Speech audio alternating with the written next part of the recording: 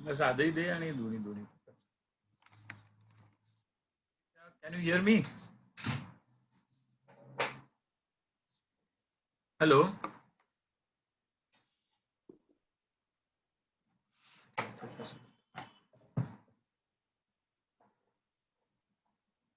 Pratiksha, can you here me? Yes.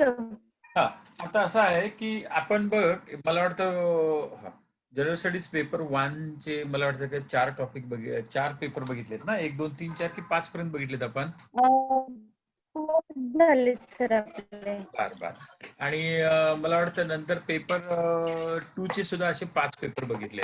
आता तू मला सांग, आपल्याकडनं हो 15 पेपर मराठीतले, GS 3, GS 1 चे असे 15 आणि GS 2 चे 15 असे सगळे 30 तू सोडवलेस का? नाही सर, माझे टोटल 10 झाले की पुढचे टाकले असं ते अजून बाकी आहेत. नाही, पण मला सांग की तुझे असे म्हणजे 10 ह्याचे 10 आणि त्याचे 10 असे 20 पेपर तुझे सोडवून झालेत, करेक्ट? हो. बरोबर. आणि इंग्लिश मध्ये किती सोडवले? इंग्लिश मधले सुद्धा 10 आहेत. म्हणजे इंग्लिश ते 10 मला 15 आहेत, ते 15 टाकले त्यांनी आणि बाकीचे ओके. काही दिसते, तर ते जवळजवळ काहीतरी एकूण टोटल ते सुद्धा 30 आहेत असे. मग हे ओके. ते 30 तुझ्यापैकी आता तुझं मला सांग, मराठीतले किती सोडवून झालेलं आहे? सर मराठीतले 10 झालेत. 10 झालेत. पेपर इंग्लिश बाकी.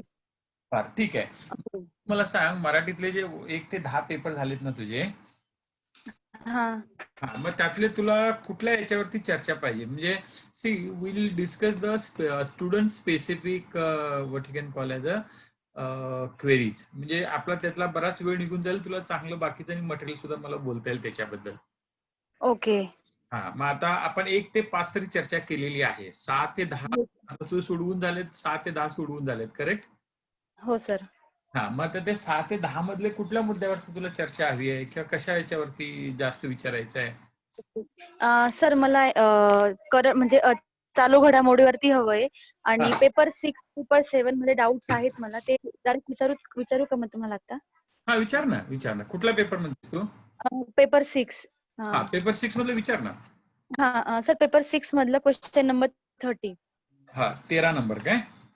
नाही, 3030. 30 ना? Yes sir. ओके. सो आता काय आहे, सरस्वती सन्मानशी संबंधित खालील विधाने लक्षात घ्या, बरोबर? त्यानंतर राज्यात नमूद भारतीय भाषेतील उत्कृष्ट साहित्य निर्मितीसाठी व कवितेसाठी दरवर्षी हा पुरस्कार दिला जातो. कसं आहे माहिती, याचा अर्थ काय, आपल्या भारतीय राज्यघटनेच्या 8व्या परिशिष्टामध्ये जे घटक आहेत ना, तर ते सगळे घटक इथं म्हणजे त्या भाषा ज्या आहेत ना, तर त्यांच्यामधल्या कुठल्या तरी एका भाषेला हा देतात, ते बरोबर आहे. त्यानंतर के बिर्ला फाउंडेशन मार्फत हा दिला जातो, तेही बरोबर आहे.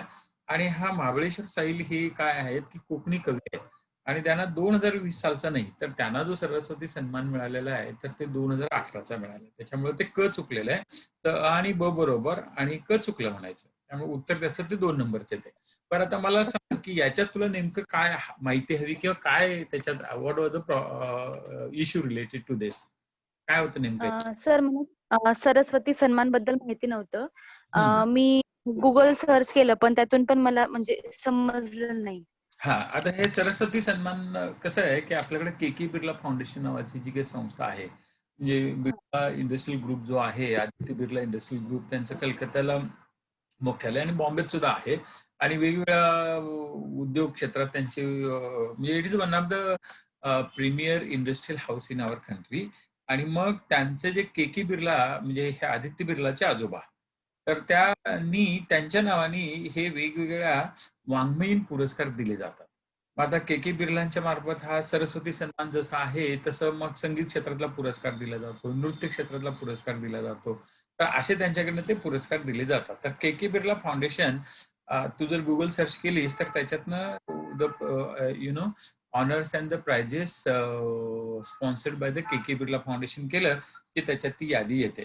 आणि सरस्वती सन्मान हा जो पुरस्कार आहे, ते आपले शिवाजी सावंत आहेत ना, त्यांची जी मृत्युंजय कादंबरी आहे, त्या कादंबरीसाठी सुद्धा मिळालेलं आहे. त्यानंतर गोमा म्हणून एक मराठीमधले समीक्षक होते, त्यांनी वीरा शिंदे यांच्यावरती एक जे पुस्तक लिहिलेलं आहे, आणि इतर काही त्यांचं जे कार्य आहे त्याच्याबद्दल त्यांना सुद्धा मिळालेलं आहे. तर कसं आहे, की आपल्याकडं जर आपण बघायला गेलो ज्ञानपीठ पुरस्कार हा आपल्याकडं साहित्यातला सर्वोच्च पुरस्कार मानला जातो. ते सरकार देत नाही.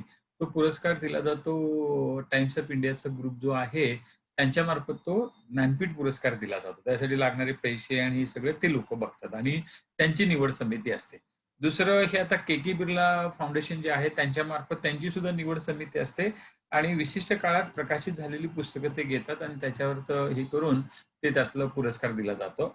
आणि सरकारमार्फत दिले जाणारे पुरस्कार म्हणजे साहित्य अकादमी पुरस्कार आणि महाराष्ट्र सरकारमार्फत महाराष्ट्र वाङ्मयीन पुरस्कार आपलं जे सांस्कृतिक आणि क्रीडा खातं आहे त्यांच्यामार्फत दिले जातात.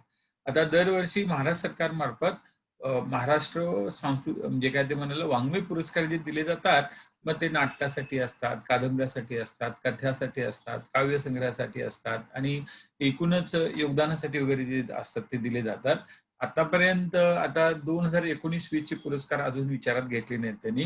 18-19 सुद्धा दिले गेलेले नाहीत. 17-18 हे शेवटचे महाराष्ट्रीयन वाङ्मयीन पुरस्कार आणि दरवर्षी काय होतं एक 50-60 अशा पुस्तकांना तो दिला जातो आणि त्याच्या आधी आपल्याला सांस्कृतिक मंडळाच्या ह्याच्यावरती बघायला मिळते. तर आता हे वाङ्मयीन पुरस्कार जे आहे, तर त्यातले महत्त्वाचे प्रश्न भारताच्या संदर्भात साहित्य अकादमीचे पुरस्कार, मग साहित्य अकादमीच्या प्रत्येक ज्या 22 भाषा आहेत त्यांना आणि सरस्वती सन्मान तसंच त्या 22 भाषांना दिला जातो, कलाकृतींना दिला जातो. 22 भाषातली एखाद्या कलाकृतीला दिला सगळ्याला दिला जात नाही. पण साहित्य अकादमी पुरस्कार जो आहे तो प्रत्येक कलाकृतीतला सर्वोत्कृष्ट जे आहे त्याच्यासाठी देतात. आणि साहित्य अकादमी पुरस्कार जवळजवळ 3 प्रकारचे असतात. एक म्हणजे काय मेन साहित्य अकादमी पुरस्कार वाङ्मयाचा, दुसरा जो असतो तर त्याला भाषांतरासाठी म्हणायचा आणि तिसरा जो असतो तो बालसाहित्यासाठी. तर बालसाहित्य, भाषांतर आणि मुख्य असे साहित्य अकादमीचे ते पुरस्कार दिले जातात. मग ते साहित्य अकादमी पुरस्काराची रक्कम किती आहे, ज्ञानपीठची किती आहे, सरस्वती सन्मानची किती आहे, तर हे बघायचं असं. आणि मग आंतरराष्ट्रीय पातळीवरती बुकर पुरस्कार आहे, पुलित्झर पुरस्कार आहे आणि साहित्याचा नोबेल पुरस्कार आहेच. तर हे आंतरराष्ट्रीय पातळीवरचे 3 महत्त्वाचे आणि भारतातले साधारण ज्ञानपीठ, त्यानंतर साहित्य अकादमी आणि सरस्वती हे 3 महत्त्वाचे साहित्यातले पुरस्कार आणि त्याच्यावरचे प्रश्न येतात आणि शक्यतो जे प्रश्न विचारले जातात तर तो एखादा पुरस्कार जर प्रकाशित होत असेल किंवा त्याच्याबद्दल एखाद्याला आता बालसुब्रमण्यमचं पी बालसुब्रमण्यम यांचं काल निधन झालं आणि ते प्रख्यात पार्श्वगायक होते. मग त्यांना आतापर्यंत हे काय ते दादासाहेब फाळके पुरस्कार दिला गेलाय काय तर दिला गेलाय. मग परीक्षेत प्रश्न येणार की दादासाहेब फाळके पुरस्कार किंवा पी बालसुब्रमण्यांना एस बी बालसुब्रमण्यम जे तामिळ किंवा दाक्षिणात्य पार्श्वगायक तर त्यांना दादासाहेब फाळके पुरस्कार कधी देण्यात आला असा वगैरे प्रश्न होते. आणि लेटेस्ट दादासाहेब फाळके पुरस्कार कुणाला दिलेला आहे तर अमिताभ बच्चनला 2019 दिला गेलेला आहे. तर असे काही जे प्रश्न असतील त्याची आपण जरा तयारी करायची किंवा आता परेश रावळला त्यांनी नॅशनल स्कूल ऑफ ड्रामाचा संचालक किंवा अध्यक्ष म्हणून नेमलेले आहे. मग परेश रावळच्या बद्दलचे काही प्रश्न येऊ शकतील. तर असा एकंदरीत आपल्याला जो एक कसं आहे माहित आहे चालू घडामोडीतले आपले जे काही 15 प्रश्न आहेत तर त्याचे त्यांनी 2 भाग केले. त्यांनी सांगितलं की जागतिक आणि देशातल्या चालू घडामोडी आणि महाराष्ट्राबद्दलचा प्रश्न येतोच. माझ्या चालू घडामोडीचे 15 प्रश्न जे म्हणजे 15 विषय पकडायचे. मग साधारण विषय कसे असतात तर राजकीय जागतिक चालू घडामोडी, आर्थिक जागतिक चालू घडामोडी. आता राजकीय जागतिक चालू घडामोडीमध्ये काय येणार तर युनायटेड नेशनच्या स्थापनेला 2020 मध्ये 75 वर्ष पूर्ण झाली. मग त्यामुळे युनायटेड नेशन्स बद्दल काहीतरी प्रश्न येऊ शकेल. मग 24 ऑक्टोबर हा युनायटेड नेशनचा दिवस साजरा केला जातो. मग सध्या आता युनायटेड नेशनची आमसभा आहे आणि काल तुला माहिती असेल की इम्रान खानचं भाषण सुरू असताना भारताच्या युनायटेड नेशन्स मधल्या कायम स्वरूपी प्रतिनिधींनी त्याच्यावरती बहिष्कार टाकला. आता हे सगळे ऑनलाईन चालू आहेत.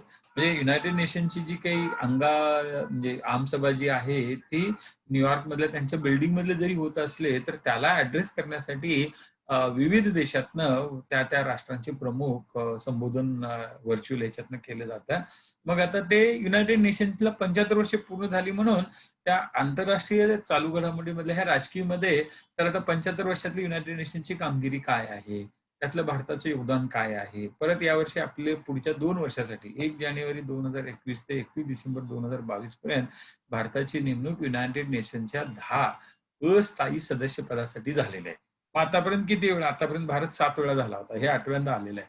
मग असले काही जे प्रश्न असतील तर ते आंतरराष्ट्रीय चालू घडामोडी म्हणायच्या. आणि मग आंतरराष्ट्रीय चालू घडामोडीमध्ये आता चीन आणि भारतातला जो काही तणाव आहे त्याच्यावरती प्रश्न येईल, किंवा भारतामार्फत वेगवेगळ्या देशांच्या बरोबर आपण काय करतोय, लष्करी कवायती करतोय, किंवा आता नवीन भारत, ही ऑस्ट्रेलिया, जपान आणि अमेरिका या सगळ्यांनी येऊन काय केलंय, इंडो पॅसिफिक क्षेत्रामध्ये क्वाड म्हणजे 14 जणांचा क्वाड नावाचा एक ग्रुप तयार केलाय. मग ते क्वाड हा नेमका काय आहे, असले वगैरे जे आपल्याला प्रश्न येतील तर you should know about that. तर चालू घडामोडीचा जो अभ्यास करताना जे आता मला सांगायचं होतं तर त्याच्याबद्दलची अशी माहिती. ओके. ओके हा, सर. हा, म्हणजे चालू घडामोडीचा जो काही भाग आहे ना तर ते एक राजकीयचं सांगितलं, मग तसंच आर्थिक, जागतिक चालू घडामोडी. आणि मग आपल्याला माहित आहे की कोविडच्या गेल्या 5 महिन्याच्या याच्यामुळं देशातल्या म्हणजे जगातल्या प्रत्येक अर्थव्यवस्था श्रिंक होते, म्हणजे आकसली जाते.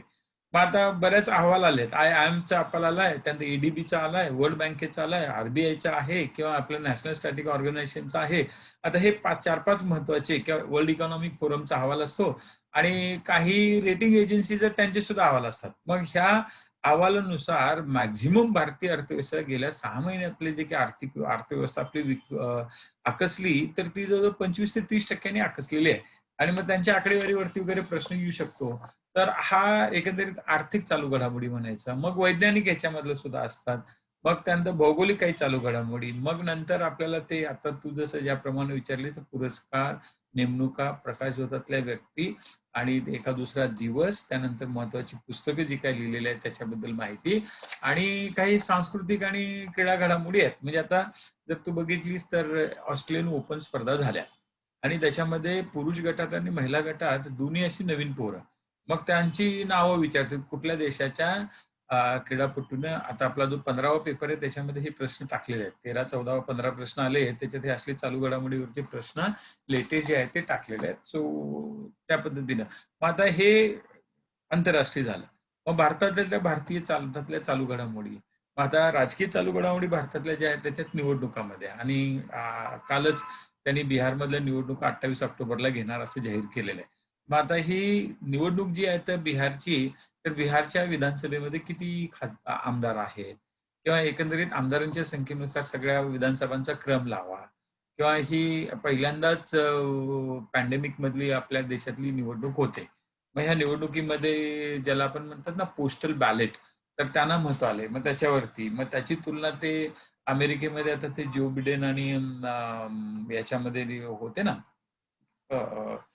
डोनाल्ड ट्रम्प यांच्यातली राष्ट्रपती निवडणूक, ह्या दोघांच्या मध्ये जी होते त्यांचे जे टीव्ही डिबेट चाललेले आहेत त्याच्यावरती आधारित सुद्धा काही प्रश्न येऊ शकतात.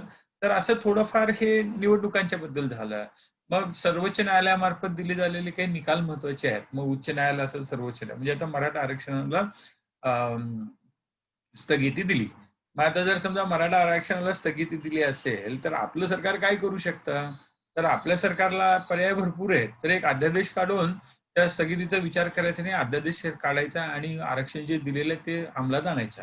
आता त्यातनं समजा काही घटनात्मक पेच निर्माण होऊ शकतो. मग तो कसा, तर आता ते आपल्याकडे घटना दुरुस्ती करून, घटनेमध्ये दुरुस्ती करून, SCBC जरी नसलं तर ज्याला आपण म्हणतो ना इकॉनॉमिकली बॅकवर्ड, जे आहे आर्थिकदृष्ट्या मागास गटासाठी सुद्धा इलेक्शन, म्हणजे त्यांनी आरक्षण दिलेलं आहे. मग जर समजा त्याच निकषानुसार मराठा आरक्षण असेल, आणि मराठा आरक्षणाला जर समजा सर्वोच्च न्यायालयाने स्थगिती दिली, तर ते इकॉनॉमिक विकर सेक्शनसाठी, EW साठी जे काही UPSC आणि राष्ट्रीय स्तरावरती जे आरक्षण दिलेलं आहे ते सुद्धा रद्द करावं लागेल.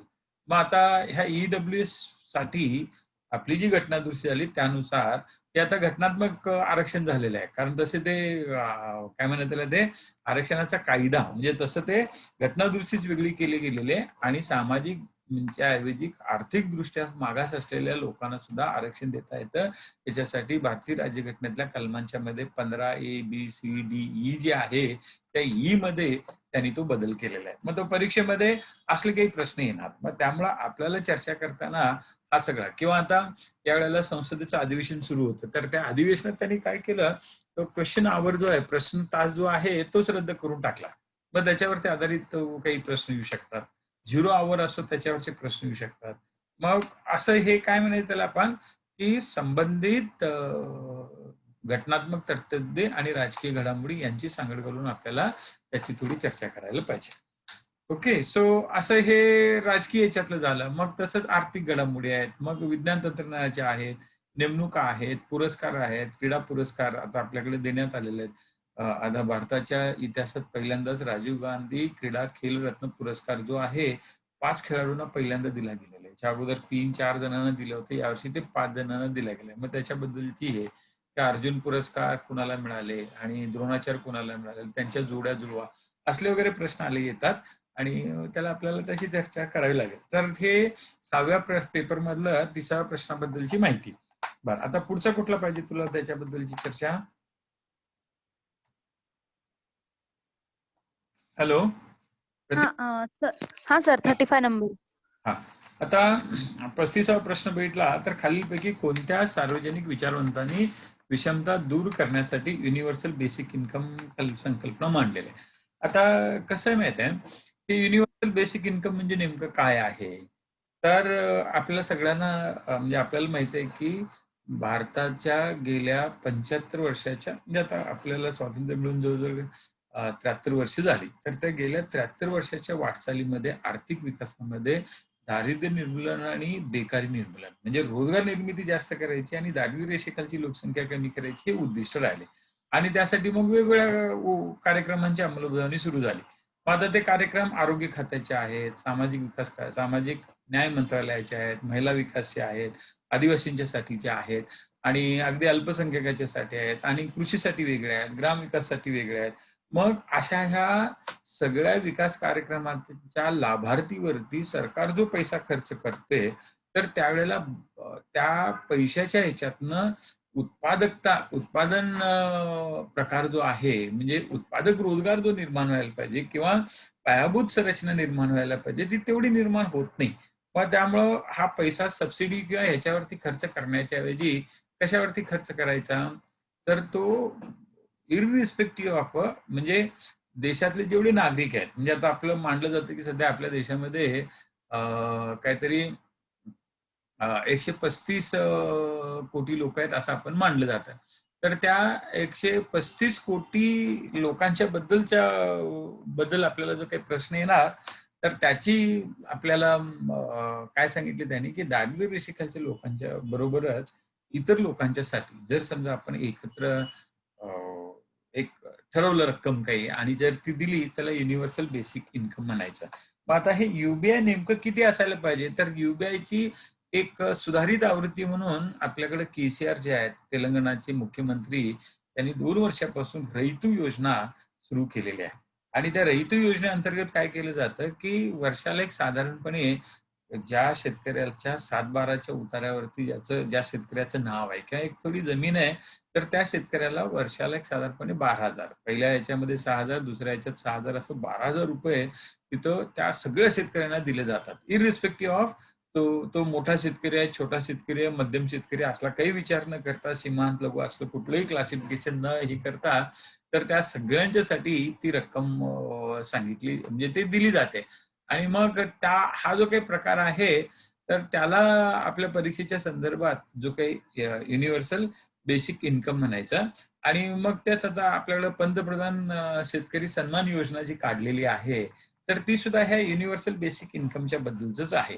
म्हणजेच विकास कामासाठी विविध योजनांवरती वेगवेगळ्या प्रकारे पैसे खर्च न करता ते पैसे डायरेक्ट प्रत्यक्ष लाभार्थीला द्यायचे. लाभार्थीला आता आपल्याकडे विकास योजनेमार्फत काय होतं अप्रत्यक्ष लाभ मिळतो. म्हणजे डीबीटी खाली जरी आपण सबसिडी देत असली तरी पहिल्यांदा सिलेंडर विकत घ्यायला तुम्हाला पैसे द्यावेच लागतात आणि नंतर तुमच्या अकाउंटला ते जमा होतात. तर किंवा मनरेगाचं सुद्धा तसंच आहे. तर त्याच्याऐवजी ते पैसे काय झाले पाहिजेत तर ते जमा झाले पाहिजेत. हा सगळा जो काही भाग आहे त्या अकाउंटला म्हणजे त्या व्यक्तीच्या किंवा लाभार्थीच्या अकाउंटवरती डायरेक्ट जमा झाले पाहिजेत. त्याला बेसिक इन्कम म्हणायचं. मग आता ही संकल्पना आंतरराष्ट्रीय पातळीवरती मांडली कुणी तर आता पहिल्या याच्यात ते गॅल्ब्रिथ, टोबिन, सॅम्युएल्सन, पिकेटी, ॲटकिन्सन ही जी नावं आहेत ह्या लोकांनी ती मांडलेली आहे. आता युनिव्हर्सल बेसिक इन्कम जे आहे त्याचा मूळ गाभा काय आहे तर एखाद्या देशातल्या मनुष्यबळाचा विकास करायचा झाला तर ते सामाजिक क्षेत्रात गुंतवणूक झाली पाहिजे. मग सामाजिक म्हणजे आरोग्य आणि शिक्षणावरचा खर्च वाढला आणि तो जर सरकारने केला तर सबलीकरण सक्षमीकरण होतं. मग त्यातनं मनुष्यबळ निर्माण होतं. मग त्यांच्याकडनं अर्थार्जन होऊ शकतं आणि मग अशा पद्धतीनं तो देश सामाजिक न्यायाच्या आर्थिक न्याय असेल ज्याला आपण आर्थिक काय म्हणतात त्याचं इन्क्लुजन फायनान्शियल इन्क्लुजन जसं म्हटलं जातं त्याच्यातनं काही सोशल इनिशिएटिव्ह घेतले जातात आणि मग सस्टेनेबल डेव्हलपमेंटच्या मार्गाने आपण जाऊ शकतो. आणि त्याच्यामुळे हे जे 5 जण पहिले जे आहेत गॅल्ब्रेट, टुबिन, सामिल्सन, पिकेटी आणि ॲटकिन्सन या लोकांनी त्या युनिव्हर्सल बेसिक इन्कम स्कीमच्या बद्दल हिरिरीनं पुरस्कार केलेला आहे आणि मूळ त्याचा आधार आहे की सामाजिक क्षेत्रामध्ये गुंतवणूक करून मनुष्यबळाचा विकास झाल्यानंतर एखाद्या देशाच्या अर्थव्यवस्थेला चालना मिळू शकते. आणि this philosophy of development is rather supported in our country by Amartya Sen किंवा रघुराम राजन किंवा बाकीची काही मंडळी. आता ह्याच्या उलट जगदीश भगवती इकॉनॉमी आहे. जगदीश भगवती यांचं म्हणणं काय म्हणजे सध्याचं सरकारचे जे आर्थिक धोरणं आहेत ती जगदीश भगवतीच्या आर्थिक धोरणानुसार आहे. त्यांचं म्हणणं काय की तुम्ही प्रचंड गुंतवणूक करा. मग आता गुंतवणूक केली तर तुमचं उत्पादन वाढणार. मग गुंतवणुकीमुळे उत्पादन वाढलं आणि उत्पादन वाढल्यानंतर त्या उत्पादनाचं खाली आपण काय करायचं वितरण व्यवस्थित करायचं आणि ते वितरण आपोआप होत जाणार. आणि मग हा काय झाला टॉप टू बॉटम आणि मगाचा असा अप्रोच होता तो बॉटम टू टॉप. आणि त्यामुळे बेसिक इन्कम ही संकल्पना मुळात ही कशाशी संबंधित आहे सामाजिक सबलीकरण आणि सामाजिक विकास आणि सामाजिक सुरक्षा याच्याबद्दलची आहे. त्यामुळं 35 उत्तर हे 1 नंबर. आता हे फ्रीडमन, अमार्त्य आणि युनिसेक. तर युनिसेक हे is known as the father of a small financing किंवा मायक्रो फायनान्सिंग आणि त्यांना सुद्धा नोबेल पारितोषिक मिळालेलं आहे शांततेचं आणि ते मोहम्मद युनुसेक म्हणायचं बांगलादेशातले. आता अमर्त्य सेन आणि त्या दोघांचं मत सारखंच आहे. त्यामुळे ते युबीएसला या दोघांचा सपोर्ट आहे पण रॉबर्ट फ्रीडमन जो पहिला लिहिलाय तो भगवतीचं प्रिन्सिपल असल्यामुळे ते येणार नाही. तर सी ऑप्शन मधले दुसरे 2 बरोबर आहेत युबीएस साठी पण सी बरोबर म्हणजे फ्रीडमन बरोबर नाही म्हणून सी ऑप्शन चुकला. आणि मगाशी सांगितल्याप्रमाणे रघुराम राजन आणि रंजन केळकर ह्या दोघांनी जरी म्हटलं असलं तरी जगदीश भगवतीची जी इकॉनॉमीची फिलॉसॉफी आहे ती टॉप टू बॉटम असल्यामुळं तर पायाभूत क्षेत्रामध्ये प्रचंड विकास करा म्हणजे जसं चीननं केलं. त्यामुळे उत्पादन प्रचंड वाढवायचं. वाढवलं की तुम्ही ते दुसऱ्या देशामध्ये डंप करायचं आणि त्याच्यातून तुमची इकॉनॉमी जी आहे ती वाढत राहणार. आणि अमर्त्य सेनची फिलॉसॉफी काय आहे तर तुम्ही पायाभूत क्षेत्रामध्ये विकास करण्यासाठी जास्त पैसे खर्च करण्याऐवजी ते सामाजिक क्षेत्राच्या मग सामाजिक क्षेत्रातले 3 भाग येतात शिक्षण, आरोग्य आणि सुरक्षा. आणि मग सुरक्षा म्हणजे सामाजिक सोशल सिक्युरिटीच्या भागातला. त्यामुळे 35चं उत्तर जे आहे जर तसं बघायला गेलं तर ह्या 35च्या याच्यामध्ये जवळजवळ पहिले दोन्हीतले 5 पकडायचे 3 आणि 2 5 आणि नंतरचे 2 आणि नंतरचे 2 अशा 9 जण अर्थशास्त्रज्ञांनी युनिव्हर्सल बेसिक इन्कमला हे केलेले आहे. आणि भारतात युबीआयच्या याच्यावरनं काँग्रेसचा जो 2019 लोकसभा निवडणुकीचा जाहीरनामा होता तर त्या युबीआय वरती आधारित त्यांनी सांगितलं होतं की प्रत्येक भारतीयाच्या खात्यामध्ये आम्ही एवढे एवढे पैसे जर आम्ही सत्तेत आलो तर तेवढी आम्ही तरतूद करू. तर आणि त्यामुळे त्यांनी छत्तीसगड सरकारनं सध्या पहिल्यांदा तिथं युनिव्हर्सल बेसिक इन्कमची स्कीम सुरू केलेली आहे. पण खऱ्या अर्थानं आपल्याकडे पहिली जी सुरू झाली ती रहितू योजना आंध्र प्रदेश तेलंगणामधली. नंतर पंतप्रधान शेतकरी सन्मान योजना, नंतर छत्तीसगड. तर तेलंगणा त्यानंतर केंद्र सरकार आणि छत्तीसगड या तिघांनी जशीच्या तशी नाही पण सुधारित पद्धतीनं युनिव्हर्सल बेसिक इन्कमची कल्पना मांडलेली आहे. आणि तुम्हाला माहिती असेल कोविडच्या काळामध्ये शेतकऱ्यांना त्यांच्या अकाउंटला जे काही उरलेले ट्रान्सफर करायचे होते पैसे ते सरकारनं केलेले आहेत. त्यामुळे 35चं उत्तर. याच्यात अजून काय विचारायचं प्रतीक्षा? नाही सर. बर मनोज तुला जर आम्ही मनोज काय करतोय 6व्या नंबरच्या पेपर मधल्या तुमच्या ज्या काही समस्या असतील जनरल स्टडीज 1 मधल्या त्याची आपण चर्चा करतोय. बर आता पुढचा प्रश्न विचार मला. सर 47 49. ओके.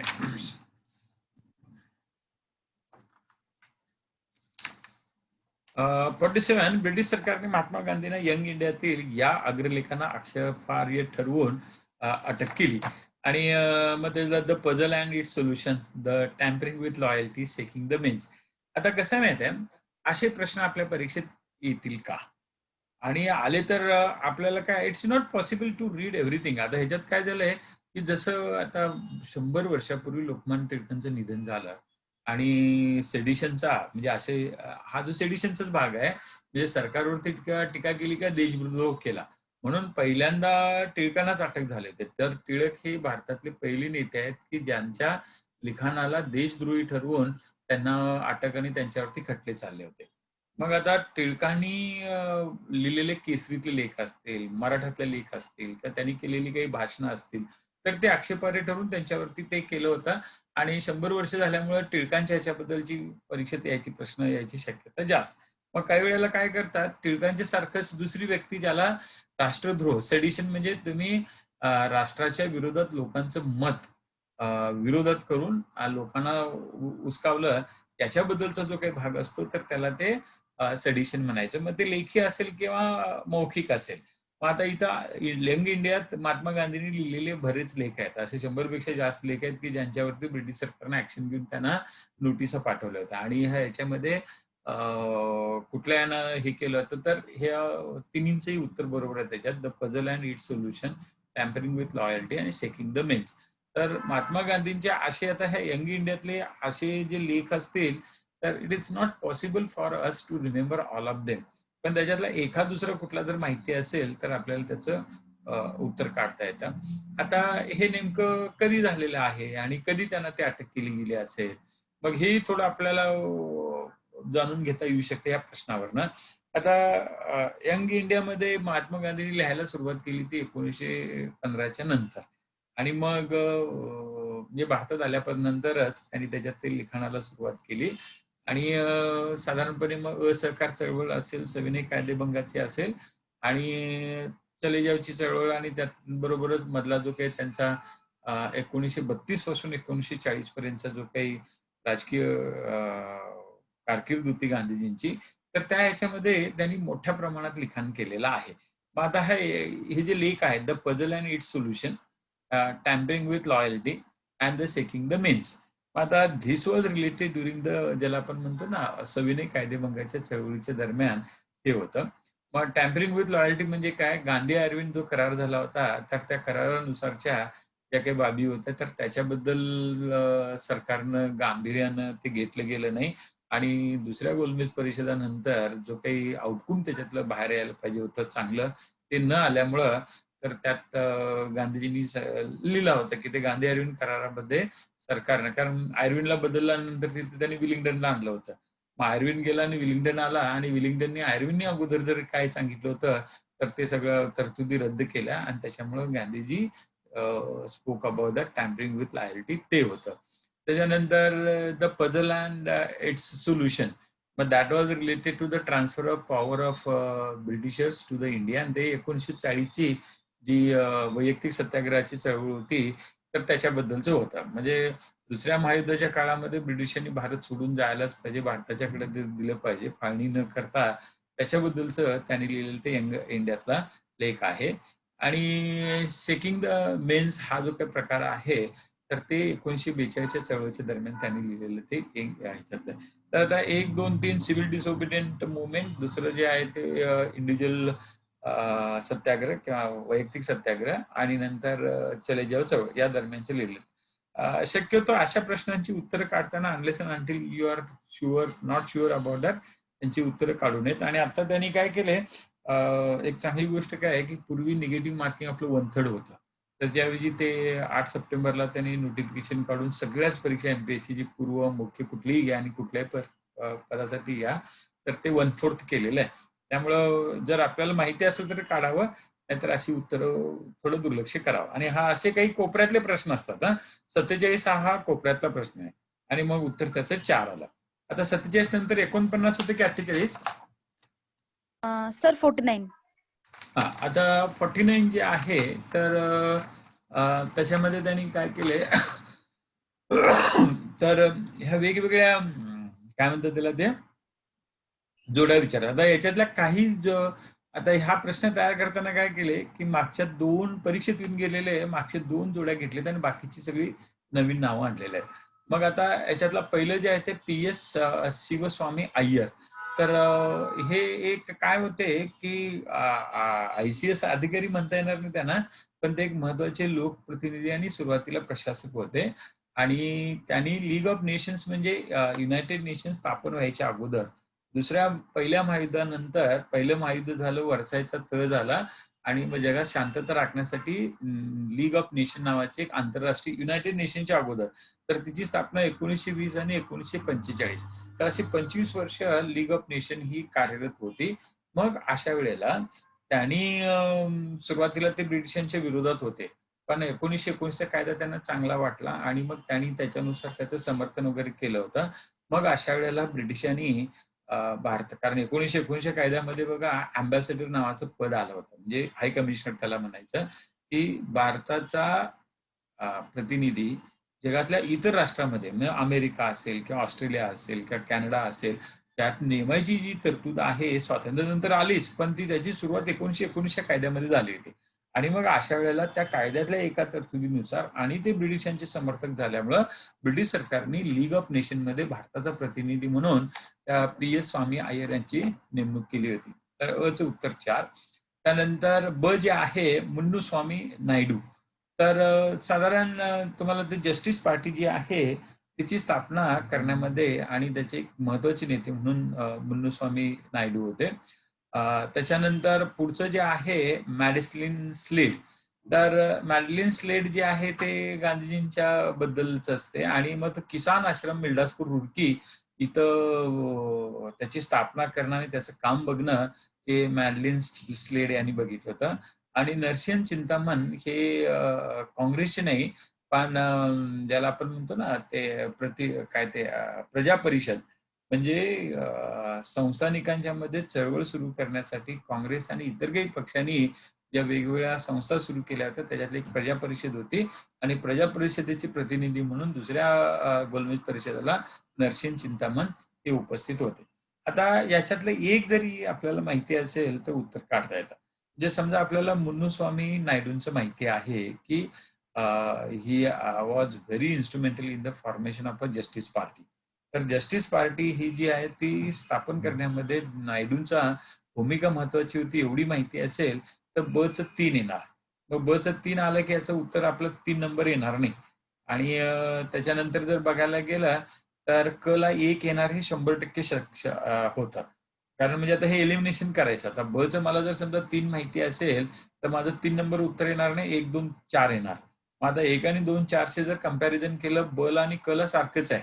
मग त्यामुळे क ला 1 हे लक्षात आलं की मॅडेलिन स्लेड हे किसान आश्रम मिर्दासपूर रुडकी हा जो आहे तर तो गांधीजींच्या प्रयत्नामुळेच तो सुरू झाला होता आणि ते मॅडेलिन स्लेडनी तिथं काम केलं होतं आणि त्याच्यामुळे ते पक्क झालं. मग आता ब आणि क झाल्यानंतर मग माझं इथं उत्तर काय होणार 1 किंवा 4 येणार. मग आता 1 आणि 4 नंतर मग बघायचं आता पी-एस स्वामी अय्यर त्याच्याबद्दल काही मला माहिती नसली त्या नरसिंह चिंतामणी सुद्धा ते कोपऱ्यातलेच व्यक्ती आहे. अय्यर आणि चिंतामणी किंवा नायडू स्लेड ही सगळी जी मंडळी ही चौघांची जी नावं दिलेली आहे तर ते असे बऱ्यापैकी सर्वसामान्य लोकप्रिय नसलेली लोक आहेत ती. आणि मग अशा वेळेला पण त्यांचं कॉन्ट्रीब्युशन वॉज व्हेरी हाय म्हणून असे काही प्रश्न एका दुसरा येतो. तर ते 49चं उत्तर 4 आहे. बर पुढचा कुठला प्रश्न? सर 54. मग आता हा प्रश्न आता इथं जो दिलेला आहे 54 नंबरचा तर तो आता कसं आहे आपली जशी राज्यसेवेची आहे तसे युपीएससीची प्रिलिम 2012 पासून सुरू झाली आणि युपीएससीच्या तिसऱ्या परीक्षेमध्ये हा प्रश्न आला होता. आता याच्यात काही थोडा बदल करून ते विचारलं गेलेलं आहे. मग आता चैतन्य महाप्रभू हे बंगालमधले होते आणि वल्लभाचार्यांचे ते समकालीन होते हे बरोबर आहे. हे सगळे काय आहे की साधारणपणे इसवी सन 12व्या शतकापासून एक 17व्या शतकापर्यंत भारतामधली जी भक्ती चळवळ जी सुरू होती आणि भक्ती चळवळीचे वेगवेगळे भाग होते. मग दक्षिणेतल्या तामिळनाडूतली भक्ती चळवळ वेगळी होती. भक्ती चळवळ तशी शंकराचार्यांच्यामुळे केरळमध्ये आपल्याकडे सुरू झाली. नंतर बसवेश्वरांच्यामुळं आपल्याकडं सोलापूर जिल्ह्यानं भारताला 2 चळवळी दिल्या. त्यातली एक वीरशैव पंथाची चळवळ होती 12व्या शतकामध्ये. मंगळवेढ्यातला जो राजा बिजल होता त्याच्या दरबारात बसवेश्वरांचे मामा प्रधान होते आणि मग त्यावेळेला त्यांनी एकंदरीत ते सगळं बघितलं. त्याचा एकंदरीत ते विचार करायला लागले आणि त्याच्यातनंच मग बसवेश्वरांनी ते वीरशैव किंवा लिंगायत धर्माची चळवळ, आपल्याला धर्म म्हणता नाही, पंथाची चळवळ तिथे सुरू केली.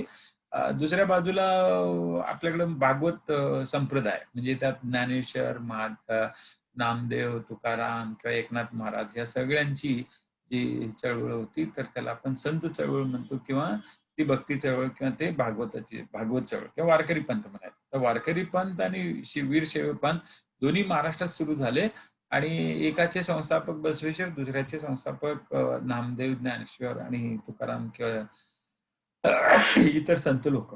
आणि नंतर दक्षिणेमध्ये मी सांगितलं त्याच्यावर शंकराचार्य 7व्या-8व्या शतकामध्ये त्यांनी ते सुरू झालं आणि नंतर त्याचाच प्रसार म्हणजे तामिळनाडूमध्ये ते रामानुजाचार्य आणि ह्या सगळ्यांनी, मग बंगालमध्ये चैतन्य प्रभू, वल्लभाचार्य मध्य भारतामध्ये.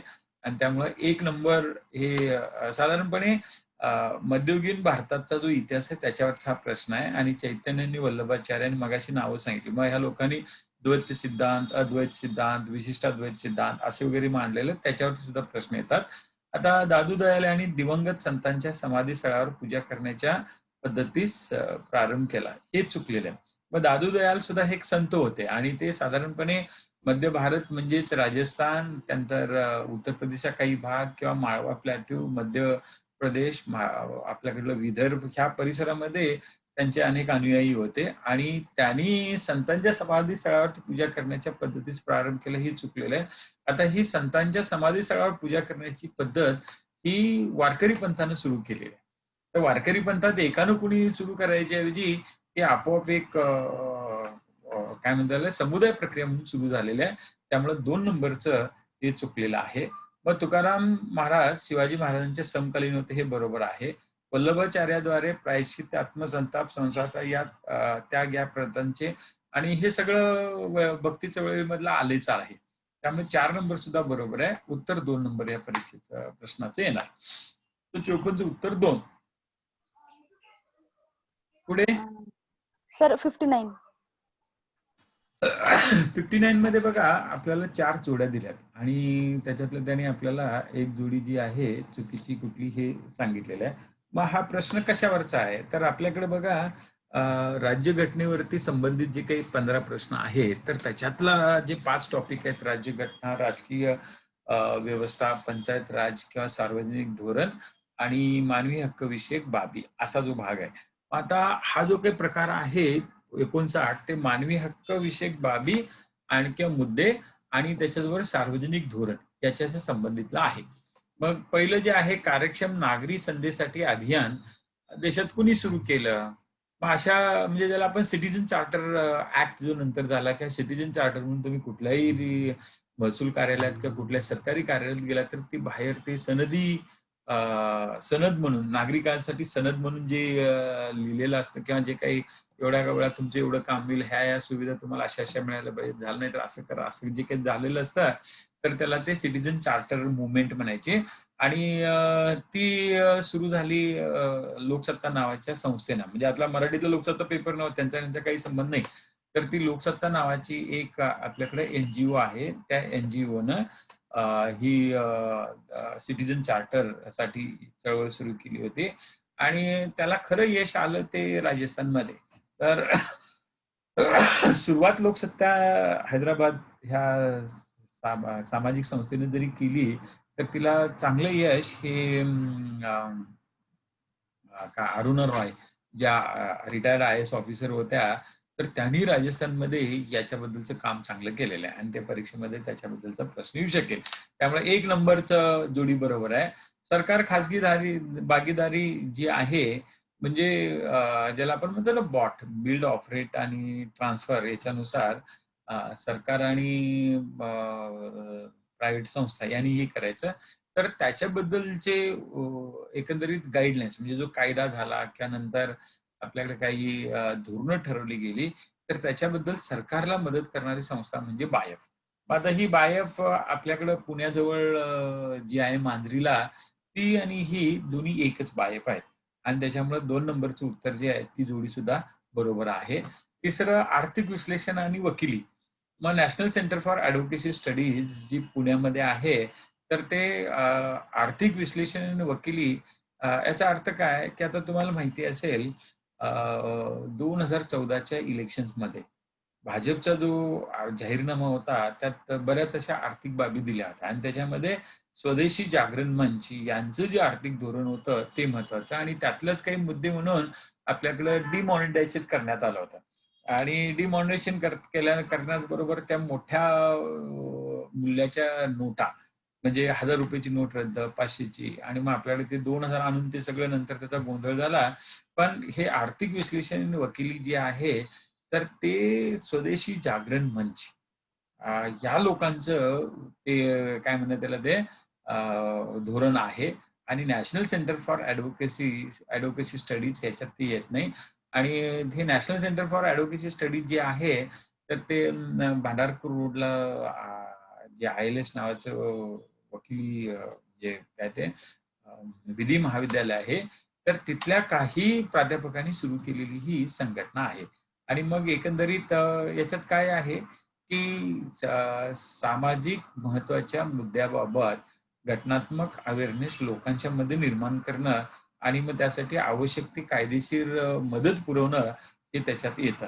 त्यामुळे 3 नंबरची जोडी चुकलेली आहे आणि 3 पैकी national centre for advocacy studies Pune यांचं काम सगळ्यात महत्त्वाचं काय आहे, की राष्ट्रीय महत्त्वाच्या म्हणजे जे काही राजकीय मुद्दे असतील, घटनात्मक मुद्दे असतील, कायदेशीर मुद्दे असतील, त्याच्याबाबत लोकांच्या जागरूकता निर्माण करून गरज असेल त्यावेळेला ज्याला आपण म्हणतो ना विधी मदत ती पुरवणं हे त्यांचं ते काम आहे. आणि आर्थिक विश्लेषण वकिली हे स्वदेशी जागरण मंच धोरण आहे. त्याच्यामुळे 3 नंबरचं आणि सरकार व प्रसार माध्यमांची भागीदारी एक्सप्रेस सिटिझन फोरम पुणे आणि हे इंडियन एक्सप्रेसचंच आहे आणि त्यांच्यामार्फत हे सध्या बरेच उपक्रम सरकार आणि प्रसार माध्यमांच्या भागीदारीतनं बरेच उपक्रम सध्याचं सरकार जे आहे सोशल मीडियावरती सुद्धा अशा प्रसार माध्यमांची मदत घेऊन ते चाललेलं असतं. तर त्याच्यामुळं 59चा जो प्रश्न आहे so that question is related to म्हणजे चालू घडामोडी म्हणता येईल किंवा आपल्याकडे हे जे काही 15 प्रश्न असतात राज्य शास्त्रावरचे तर त्याच्यातल्या सार्वजनिक धोरण आणि मानवी हक्क विषयक बाबी किंवा मुद्दे त्याच्याबद्दलचा आहे. त्यामुळे 59चं उत्तर 3 नंबर आहे. पुढे सर 87.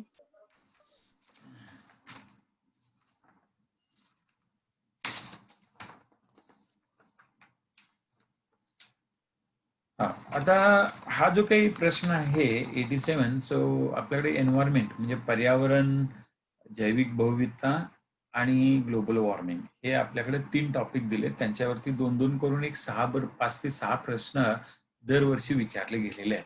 आता काही वेळेला त्याच्यावरती जादा सुद्धा प्रश्न येऊ शकतात आणि मग हा हायड्रोकार्बन व्हिजन कार्यक्रम राबवण्यामध्ये कोणता उद्देश आहे?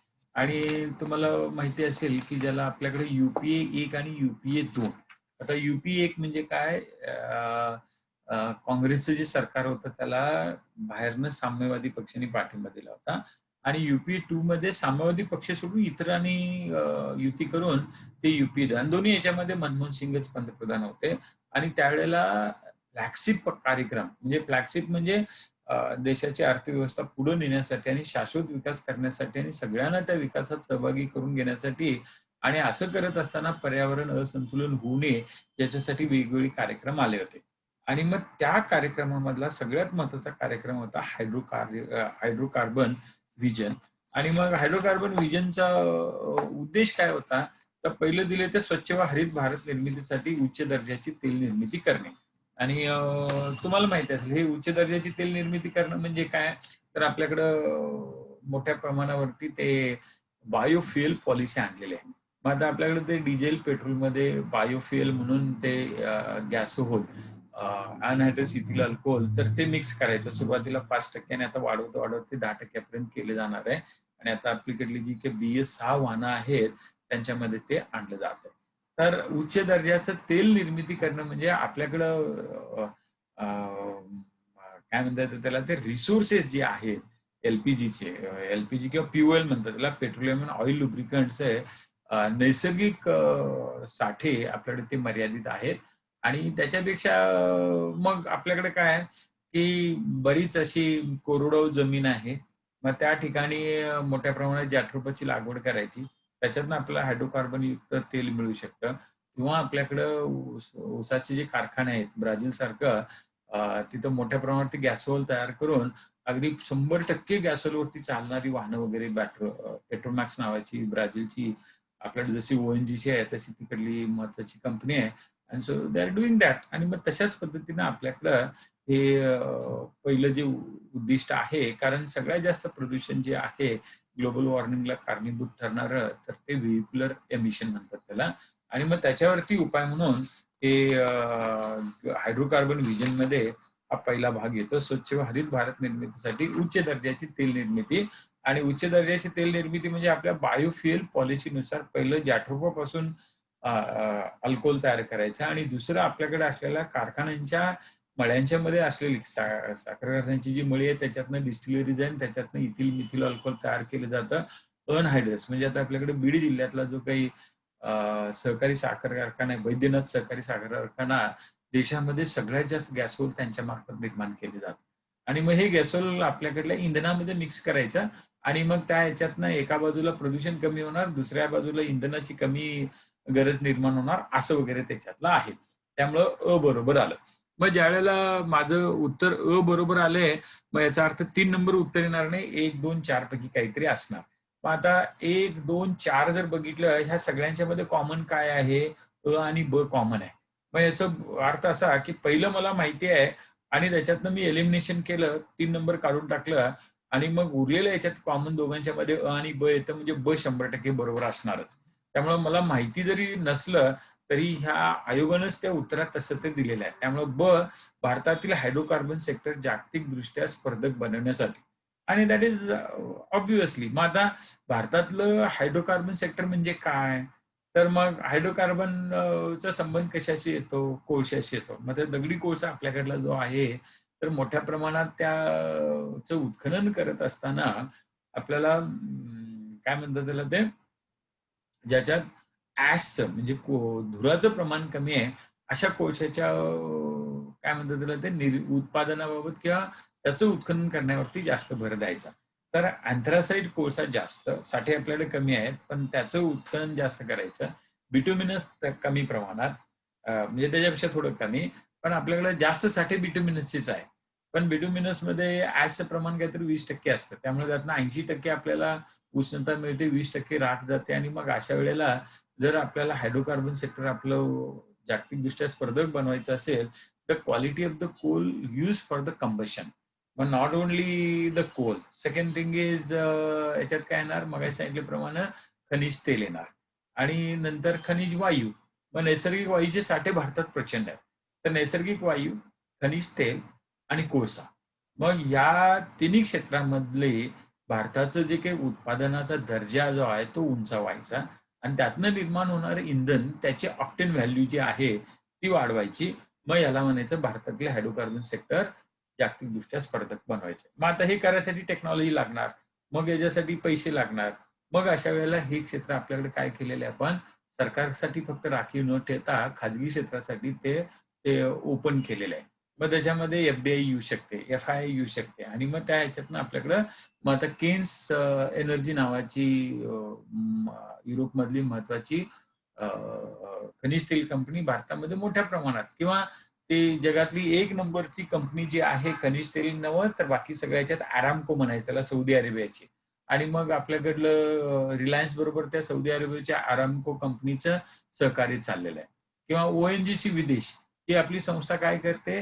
की व्हिएतनाम असेल किंवा नायजेरिया आहे किंवा रशियातलं साखालिन आहे आणखी बऱ्याच ठिकाणी तर त्या ठिकाणी ते उत्खनन वगैरे करून त्यांच्याकडनं मोठ्या प्रमाणावरती आपल्या देशाची तेलाची गरज भागवण्यासाठी प्रयत्न केले जातात आणि मग हे असा सगळा जो काही भाग आहे त्याला भारतातलं हायड्रोकार्बन सेक्टर जागतिकदृष्ट्या स्पर्धक बनवण्यासाठी मग त्या हायड्रोकार्बन ग्रीन याच्यामध्ये ते आहेच मग आता झालं ब झालं मग आता क वाचलं मी देशाला तेल उत्पादन गरजेवर स्वयंपूर्ण बनवून ऊर्जा सुरक्षा हे आपल्याकडे हे जे चाललेलं आहे तर ते सेल्फ सफिशियन्सी चाललंय, त्यामुळे क 100% असणारच.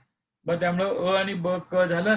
त्यामुळे उत्तर आता माझं 1 आणि 3 पेक्षा 2 आणि 4 येणार. माझा ड बघायचं, भारताचे कार्बन फूटप्रिंट कमी करण्यासाठी. हे मात्र चुकीचं आहे. आता कार्बन फूटप्रिंट कमी करायचं म्हणजे काय करायचं? तर तुम्हाला जमीन जंगलतोड करणंच म्हणजे कार्बन फूटप्रिंट कमी केल्यासारखं झालं. मग त्याच्यात त्याच्यात कसं आहे, की आपलं कार्बन फूटप्रिंट कमी करण्यासाठीच्या ऐवजी ते वाढवण्यासाठी हे आपल्याकडे केलं जातं. त्यामुळे उत्तर त्याचं ड येणारच नाही. त्यामुळं अ, ब, क झालं. त्यामुळे उत्तर 87चं जे उत्तर आहे ते 2 नंबरचं आहे. आता दुसरा कुठला प्रश्न प्रतीक्षा? सर पुढचे सगळे झाले. मला फक्त 2 डाऊट होते याच्यामध्ये. हा, एक विचारा की. अरब लीग सर एक अरब लीग समिती आणि एक तौलनिक दारिद्र्य हे दोन्ही हा, माहित नाहीयेत. हा. आता ह्याच्यात प्रश्न आहे का तो कुठे? हो सर, येऊन गेलाय प्रश्न, पण हा, मी फक्त हा पॉइंट काढून ठेवला होता. बर. आता अरब लीग म्हणजे काय आहे? तर ती बघा, आता जगामध्ये जवळजवळ 53 पेक्षा जास्त मुस्लिम राष्ट्र आहेत.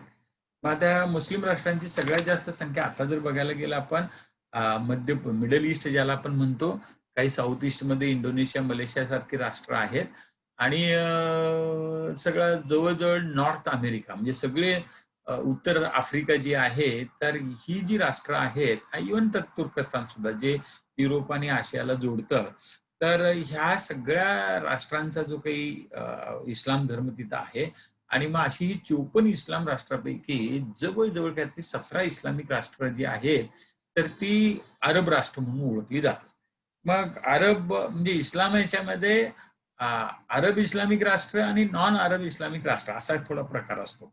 आता ह्या अरबांच्या मधले 17च्या ह्याच्यामध्ये सुद्धा ते शिया लोक आणि सुन्नी जे काही समुदाय आहेत त्याच्यानुसार. मग आता इराण जो आहे तो शिया समुदायाचा म्हणजे शिया धर्मीय तिथे जास्त आहेत आणि सुन्नी धर्मीय असलेली जगामध्ये इतर सगळी राष्ट्र जी आहेत इस्लाम धर्मीय, इन्क्लुडिंग सौदी अरेबिया असेल, इराक असेल किंवा इव्हन पाकिस्तान असेल, बांगलादेश, भारतात सुद्धा मोठ्या प्रमाणात सुन्नी आहेत, त्या मलेशियावाले, इंडोनेशियावाले किंवा युएई जी आहे त्याच्यामध्ये किंवा अगदी ओमान, येमेन हे सगळे जे काही आहेत किंवा ज्याला जिथं सध्या सिरियामध्ये भरपूर युद्ध वगैरे चाललेलं आहे, तर ही सगळी अरब राष्ट्र आहेत. म्हणजे आता मलेशिया आणि इंडोनेशिया त्याच्यात येत नाही. अरब राष्ट्र जी आहेत तर ती साधारणपणे अरबी समुद्राच्या आसपास आणि ते सुद्धा स्ट्रेट ऑफ होर्म्यूज म्हणजे होर्म्यूजची सामुद्रधुनी किंवा पर्शियन गल्फ जे आहे तर त्याला लागून असलेली जी राष्ट्र जी आहेत इस्लाम धर्मीय, तर त्यांना अरब राष्ट्र म्हणायचं आणि त्यातली काही राष्ट्र मग अगदी इजिप्त हे सुद्धा अरब राष्ट्र मानलं जातं. त्याच्यानंतर अल्जेरिया सुद्धा अरब राष्ट्र मानलं जातं. तर नॉर्थ अमेरिकेत आफ्रिकेतली काही राष्ट्र आणि ही तर यांची जी काही संघटना आहे त्या संघटनेला अरब लीग म्हणायचं. म्हणजे इस्लाम राष्ट्रांच्या इस्लाम राष्ट्रसमूह म्हणजे ज्याला आपण म्हणतो ना organisation of Islamic countries OIC, तर त्या कंट्रीज मधल्या 54 पैकी 17 राष्ट्र ही अरब आणि अरबांची अरब कुणाला डायरेक्ट म्हटलं जातं तर ते साधारणपणे सौदी अरेबियाचा भाग किंवा अरबस्थानातले जे काही निवासी आहेत आणि ज्यांचा धर्म इस्लाम आहे तर त्यांना अरब म्हटलं जातं. आणि हे फक्त अरब मध्य आशियातच आहेत असं नाही, तर उत्तर आफ्रिका खंडामध्ये सुद्धा अरबांचा विस्तार मोठ्या प्रमाणात झाला. तर इजिप्त हे सुद्धा अरब राष्ट्र मानलं जातं. मग आता काय झालंय, ह्या अरब लीगचं राजकीय दृष्ट्या महत्व कधी निर्माण झालं? तर दुसरं महायुद्ध संपल्यानंतर दुसऱ्या महायुद्धाच्या अगोदर जगातल्या सगळ्या राष्ट्रांची संख्या मिळून एक 70 बरोबर होती. आणि दुसरं महायुद्ध संपल्यानंतर जगात अनेक राष्ट्र स्वतंत्र झाली. आता ती स्वतंत्र राष्ट्र जी झाली त्यांची संख्या जवळजवळ 40 ते 45 पर्यंत होती. आणि मग 70 आणि 40 ते 45 म्हणजे दुसऱ्या महायुद्धानंतर 1945 ते 1960 15 वर्षामध्ये जगातल्या देशांची संख्या 125 पर्यंत गेली. आणि मग ह्यातली बरीच अशी मगाशी आपण जी चर्चा केली त्याच्यानुसार काही त्या पर्शियन गल्फ मधली सुद्धा राष्ट्र म्हणजे निर्माण झाली. आणि मग त्या ह्याच्यामध्ये एक वाद कशावरनं झाला, तर कसं आहे की जगातल्या महत्वाच्या धर्मांचं उगमस्थान म्हणून पॅलेस्टिनला मानलं जातं. मग त्या पॅलेस्टिनमध्ये ते जेरुसलेमचा जो काही भाग आहे, सध्या आपण ज्याला इस्रायल म्हणतो, तर इस्रायल पॅलेस्टिनचा जो वाद आहे, तर तो मूळ जी काही पवित्र धर्मभूमी आहे जिथं ज्यू धर्माचा उगम झाला, ख्रिश्चनांचा उगम झाला आणि त्याच परिसरामध्ये इस्लामचा सुद्धा प्रसार किंवा उगम झाला. म्हणजे ज्यू, ख्रिश्चन आणि इस्लाम त्या तिघांचं पवित्र स्थळ हे जेरुसलेममध्ये आहे. आणि मग त्या जेरुसलेमवरून वाद हा दुसऱ्या महायुद्धापूर्वी सुद्धा सुरूच होता.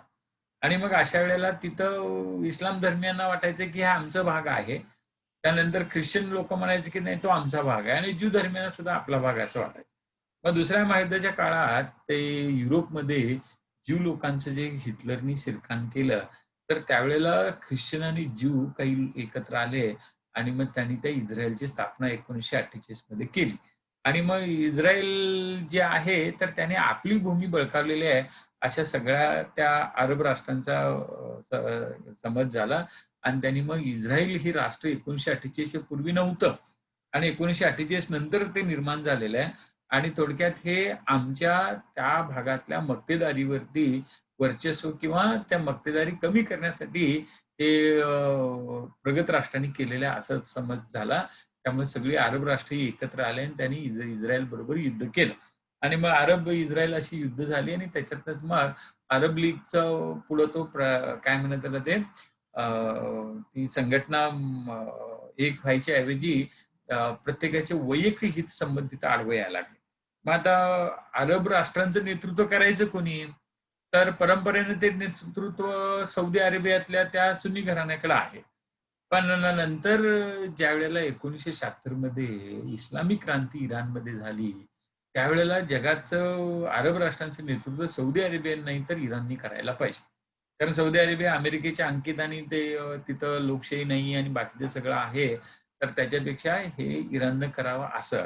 आणि त्याच्यातनं मग इराण आणि सौदी अरेबिया यांच्यामध्ये संघर्ष सुरू झाला. मग दरम्यानच्या काळात ते सौदी अरेबियाने इराकला पुढे केलं आणि ते इराण बरोबर त्याचं युद्ध वगैरे सुरू झालं. म्हणजे एका बाजूला इस्रायलला नष्ट करण्यासाठी ही अरब राष्ट्र सगळी एकत्र आली होती.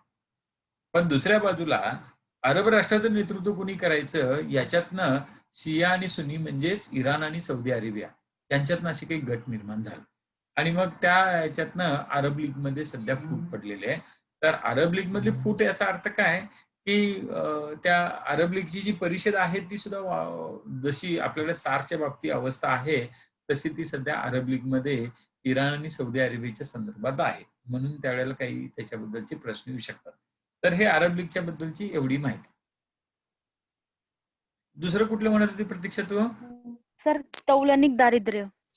हा, आता तौलनिक म्हणजे कसं आहे माहित आहे, दारिद्र्य ही संकल्पना जर बघायला गेलं तर त्याचे दोन भाग आहेत, सापेक्ष दारिद्र्य आणि निरपेक्ष दारिद्र्य. मग आता तौलनिक म्हणजे कंपॅरेटिव्ह पॉवर्टी किंवा तौलनिक दारिद्र्य जे आहे तर त्याचा संबंध हा सापेक्ष दारिद्र्यासाठी येतो.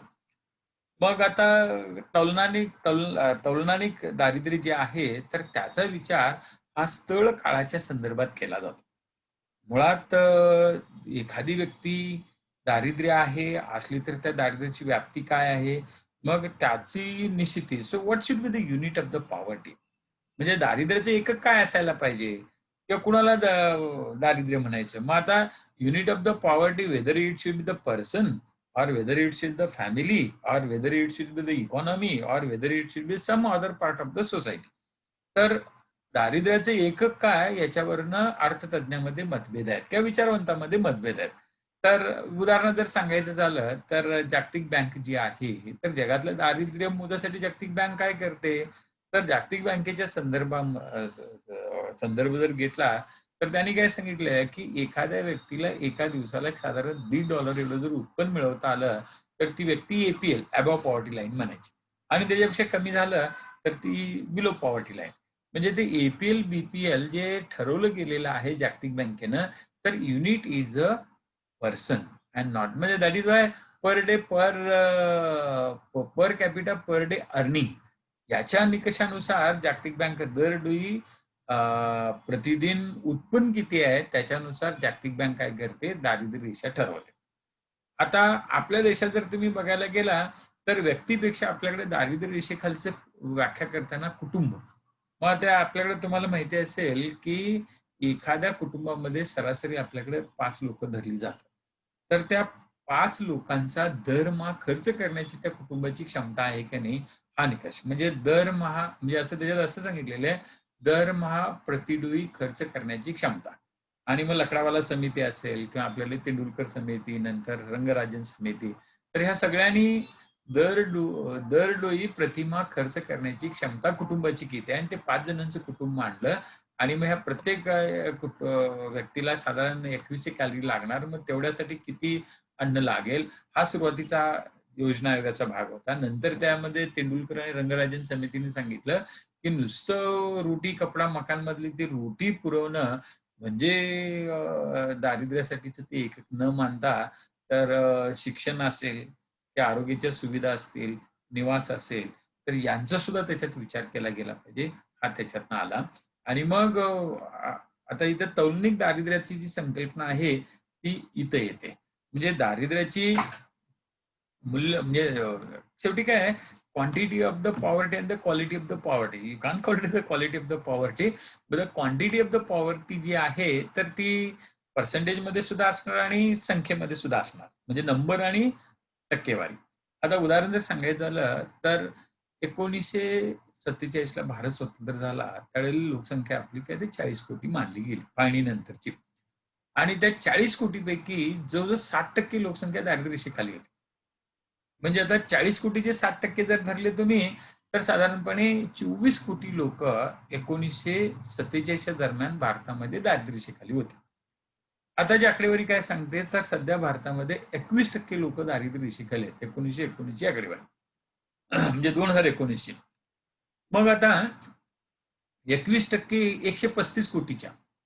म्हणजे आता याचा अर्थ काय होतो, तर ते 20 कोटी झाले, म्हणजे 21 कोटी झाले आणि उरलेल्याच्या 35चं जर 20 केलं तर 6 झालं, म्हणजे 27 कोटी. म्हणजे सध्या भारतातील लोकसंख्या दारिद्र्य रेषेखालची सरकारनं मान्य केलेल्या निकषानुसार 27 कोटी लोकसंख्या सध्या दारिद्र्य रेषेखाली आहे. पण टक्केवारीत जर बघितलं, 70 वर्षापूर्वी ती टक्केवारी 60% होती आणि आता ती आलेली आहे 27%, म्हणजे निम्मी 21% वरती आलेली आहे. तर भारतातलं टक्केवारीच्या संदर्भात दारिद्र्य रेषा ही जवळजवळ 2/3 कमी झालेलं आहे. 60% वरनं आपण 21% वरती आलो. पण एकूण लोकसंख्येच्या बाबतीत मात्र 24 कोटीवरनं 27 कोटीकडे गेलो. म्हणजे याच्यात काय झालं, आपल्याला असं म्हणता येतं, की गेल्या 70 वर्षामध्ये भारतामध्ये परत एक स्वातंत्र्य वेळी जेवढी लोकसंख्या होती, अगदी तेवढीच लोकसंख्या परत दारिद्र्य रेषेखाली आलेली आहे. म्हणजे गेल्या 70 वर्षामध्ये भारतात एक स्वातंत्र्य वेळचा नवीन भारत हा दारिद्र्य निर्माण झाला. तर असं एकंदरीत ज्यावेळेला तुलना केली जाते, so that is called as तौलनिक दारिद्र्याची संकल्पना. मग आता तौलनिक दारिद्र्याच्या संकल्पनेमध्ये तर दारिद्र्याचं मोजमाप करताना दरडोई म्हणजे व्यक्तीचं उत्पन्नावरनं करायचं, की कुटुंबाचा प्रतिमा दरडोई खर्च कसा त्याच्यावरनं करायचं, त्या कॅलरी रिक्वायरमेंटनं करायचं किंवा आता महाराष्ट्र सरकार बघा आपल्याकडं ते आपल्याला माहिती असेल सगळ्यांना, की ओबीसी किंवा ह्याच्यातनं आपल्याला जर आरक्षण हवं असेल तर एनसीएल लागतं. मग ते एनसीएलची मर्यादा कशावरती ठरली आहे, तर कुटुंबाचं वार्षिक उत्पन्न. मग एखादं कुटुंब आता ईडब्ल्यूएसच घ्या ना, इकॉनॉमिक विकर सेक्शनमध्ये, तर तिथे सुद्धा ईडब्ल्यूएस म्हणजे वार्षिक उत्पन्न कुटुंबाचं किती आहे, त्याच्यानुसार ते कुटुंब दारिद्र्य रेषेच्या वरती किंवा खाली बघितलं जातं. तर आता वन रेशन वन नेशन हा जो काही भाग आहे, त्याच्या अंतर्गत सुद्धा जी काही वेगवेगळ्या प्रकारची रेशन्स दिली, कार्ड दिली जाणार आहेत. मग केशरी असेल किंवा लाल असेल किंवा निळं दिलं जातं. तर ह्या सगळ्यांच्या पाठीमागे काय आहे, की दारिद्र्य रेषेची म्हणजे दारिद्र्य रेषा जी आहे ती ठरवण्यासाठी वेगवेगळे निकष जसं परिस्थिती किंवा जशी योजना असेल त्याच्यानुसार ते बदलले जातात. म्हणजे आता उदाहरण जर सांगायचं झालं, नाबार्डकडनं कर्ज हवं असेल, तर शेतकऱ्यांचं वर्गीकरण सीमांत शेतकरी, भूमिहीन शेतकरी, मध्यम शेतकरी आणि मोठा शेतकरी किंवा प्रगत शेतकरी असं केलेलं आहे. आणि मग तिथं त्यांचं जे उत्पन्न जे असेल, मग ते प्रायोरिटी सेक्टरमध्ये येत असताना, तर त्यांचं उत्पन्न लक्षात घेऊन, तर त्यांना कन्सेशनल म्हणजे सवलतीच्या दरामध्ये काही मदत केली जाते किंवा कर्ज वगैरे दिली जातात आणि मग त्यासाठी सुद्धा हा नाबार्डनी शेतकऱ्यांचं केलेलं वर्गीकरण तिथं सुद्धा दारिद्र्य रेषा विचारात घेतली जाते. त्याच्यानंतर आता आपल्याकडं महात्मा फुले वैद्यकीय योजना सुरू आहे. अगोदर त्याला राजीव गांधी वैद्यकीय सहाय्य योजना म्हटलं जातं. तिथं सुद्धा निकष वेगळा आहे. मग तिथं एखाद्या रुग्णाची जर समजा मोफत शस्त्रक्रिया करायची असेल, तर त्यांचं जे उत्पन्नाचा दाखला कितीचा असायला पाहिजे. वार्षिक उत्पन्न त्यांचं एवढ्यापेक्षा कमी असेल तरच त्यांचं मोफत सर्जरी होणार किंवा ते अनुदान मिळणार हे त्याच्यात ठरलं जातं. किंवा डीबीटी साठी सुद्धा तसंच आहे. तर तौलनिक दारिद्र्याचे 2 प्रकार. पहिला प्रकार जो आहे, दारिद्र्य रेषेचं मूल्यमापन करताना निकष काय वापरला जातो? Whether it is a person or whether it is a family, whether it is a annual income, हा जो काही भाग आहे आणि मुळात म्हणजे काय हे निश्चित करणारी यंत्रणा. जागतिक बँकेचा निकष वेगळा आहे. WEF ज्याला आपण वर्ल्ड इकॉनॉमिक फोरम जी प्रायव्हेट ऑर्गनायझेशन किंवा ऑक्सफॅम जे आहे, त्यांचा निकष वेगळा आहे. तर त्यांचा दारिद्र्याचा निकष काय आहे? तर तुमच्याकडे किती पैसे आहेत हे महत्वाचं नाहीये. तर देशाची जी संपत्ती आहे, तर ती संपत्ती देशातल्या सगळ्या नागरिकांच्या मध्ये योग्य पद्धतीनं वितरित होते की नाही, याच्यानुसार तो देश दरिद्री की कमी दरिद्री हे ठरवलं जातं. मग त्याच्यात त्याला मग आता इथे काय झालं, काही लोक त्याला गिनी कोइफिशियंट म्हणतात. तर गिनी कोइफिशियंटचा वापर करून संपत्तीच्या वितरणातल्या तफावतीनुसार सुद्धा दारिद्र्य रेषा काढली जाते किंवा दारिद्र्याची तीव्रता किंवा दारिद्र्याची एकंदरीत संख्या ठरवली जाते. म्हणजे दारिद्र्याचं मोजमाप करताना जे वेगवेगळे निकष आहेत, म्हणजे आता पहिला निकष आपल्या देशासाठी जर बघायला गेला तर योजना आयोगाने सुरुवात उष्मांकाचा निकष ठरवला. जागतिक बँक आता सांगितल्याप्रमाणे प्रतिनिधी दरडोई उत्पन्न झालं. त्यानंतर आपल्याकडल्या वेगवेगळ्या ज्या समित्या होत्या त्या सगळ्या समित्यांनी, बहुतांशी सगळ्या समित्यांनी मिळून ते दरमहा प्रतिडोई खर्च करण्याची कुटुंबाची क्षमता, सरकारच्या योजनांचा लाभ घ्यायचा झाला तर त्यासाठी वार्षिक उत्पन्नाची संकल्पना आहे. आणि मग ग्रामीण भागासाठी वेगळं आहे. तर ग्रामीण भागात एखाद्या कुटुंबाचं 12,000 पेक्षा जर कमी उत्पन्न असलं वर्षाला, तर ते अंत्योदय कुटुंब मानलं जातं आणि त्याला सगळ्या योजनांमध्ये त्यांच्या लाभार्थींची निवड होते. आणि शहरी भागामध्ये ते 20,000चं आहे. तर वर्षाला 20,000 उत्पन्न जर शहरी भागामध्ये एखाद्या कुटुंबाचं असेल, तर ते बीपीएल खाली म्हणजे अंत्योदय खाली येतं. ग्रामीण भागामध्ये 12,000 त्याच्यासाठी येतं आणि मग तसं वाढत वाढत ते एनसीएल साठी आपण ते वर्षाच्या 8 लाखापर्यंत जातो. म्हणजे तिथे काय झालं की 12,000 पासून 8 लाखापर्यंत दारिद्र्य रेषेचं जे ग्रेडेशन केलं गेलं, मग ते अंत्योदय आला. मग अंत्योदय म्हणजे काय, गरीबातला गरीब. मग त्याच्यानंतर वरचा, मग पोडा, असं ते म्हणजे जसं नाबार्डनी केलं ना, भूमिहीन शेतकरी, त्यानंतर सीमांत शेतकरी, लघु शेतकरी, मध्यम शेतकरी, मोठा शेतकरी, मग तसंच इकडं ते हे केलं जातं. तर त्याला तौलनिक दारिद्र्य म्हणायचं. आता कसं आहे की हा दारिद्र्य रेषे म्हणजे दारिद्र्याची संकल्पना फक्त अर्थकारणाशी जोडून चालत नाही. दारिद्र्याची संकल्पनेची सांगड ही समाजकारण आणि तिथं असलेल्या भौगोलिक संपत्तीशी घातली पाहिजे.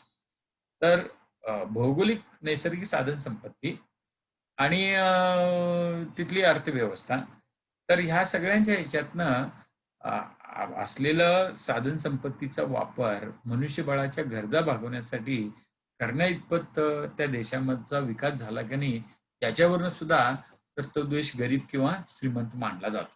मग आता जर तुम्ही बघायला गेला, WTOने, जागतिक व्यापार संघटना आहे, तिनं सुद्धा जगातल्या देशांचे गरीब देश, त्याच्यानंतर म्हणजे अविकसित देशलाच गरीब देश म्हणायचा, त्यानंतर विकसनशील देश आणि विकसित देश. मग हे करताना सुद्धा ते पर कॅपिटा इन्कम, दर डोई उत्पन्न त्या त्या राष्ट्रातल्या नागरिकांचं किती आहे ह्याच्यावरती. म्हणजे आता जर बघितलं तुम्ही परचेस पॅरिटी पॉवरनुसार भारत हा जगामध्ये 3 नंबरची अर्थव्यवस्था आहे. Purchase power पॅरिटीनुसार. जीडीपी नुसार 5 नंबरची अर्थव्यवस्था आहे. अर्थात हे पॅन्डेमिकच्या अगोदरचं, पॅन्डेमिक नंतर इकडे पुढे मागे होईल, पण पॅन्डेमिकच्या अगोदर परचेस पॅरिटी पॉवरनुसार आपण तिसऱ्या क्रमांकाला होतो आणि जीडीपी नुसार 5व्या क्रमांकाला होतो. आता याचा अर्थ काय झाला की आपल्या देशातलं 3 ट्रिलियनची अर्थव्यवस्था आहे आपल्या देशाची. पण लोकसंख्या जास्त असल्यामुळे दरडोई उत्पन्न कमी येतं आणि मग दरडोई उत्पन्नाच्या ह्याच्यानुसार जर बघायला गेलं तर इंडिया कम्स अंडर यूडीसी म्हणजे अंडर डेव्हलपमेंट कंट्रीमध्ये येते दरडोई उत्पन्नाच्या नुसार. पण एकूण जीडीपी किंवा परचेस पॉवर पॅरिटी भेटलं तर 3 किंवा आपला 5वा क्रमांक आहे. मग जी अर्थव्यवस्था 3ऱ्या आणि 5व्या क्रमांकाची जगातली वेगवेगळ्या निकषानुसार आहे, दरडोई उत्पन्नानुसार त्या अर्थव्यवस्थेचा जगातल्या 193 देशामध्ये जवळजवळ 152वा क्रमांक लागतो. मग आता इथं काय झालं, दुसरा देश आपण घेऊया, ब्रुनेई घ्यायचा. तर ब्रुनेईमध्ये जर तुम्ही बघायला गेला तर आपली जी ओएनजीसी आहे त्याचा 1 सुद्धा त्या ब्रुनेईच्या राष्ट्रीय संपत्ती किंवा त्यांचा जीडीपी नाही आहे. पण ब्रुनेई मधली दरडोई उत्पन्नाचं जे प्रमाण आहे भारताच्या जवळ भारताच्या नागरिक आता आपलं काहीतरी $1200 दरडोई उत्पन्न आहे भारतीय नागरिकांचं. पण जर ब्रुनेईतल्या नागरिकांचं जर बघितलं तर ते 1,20,000 आहे.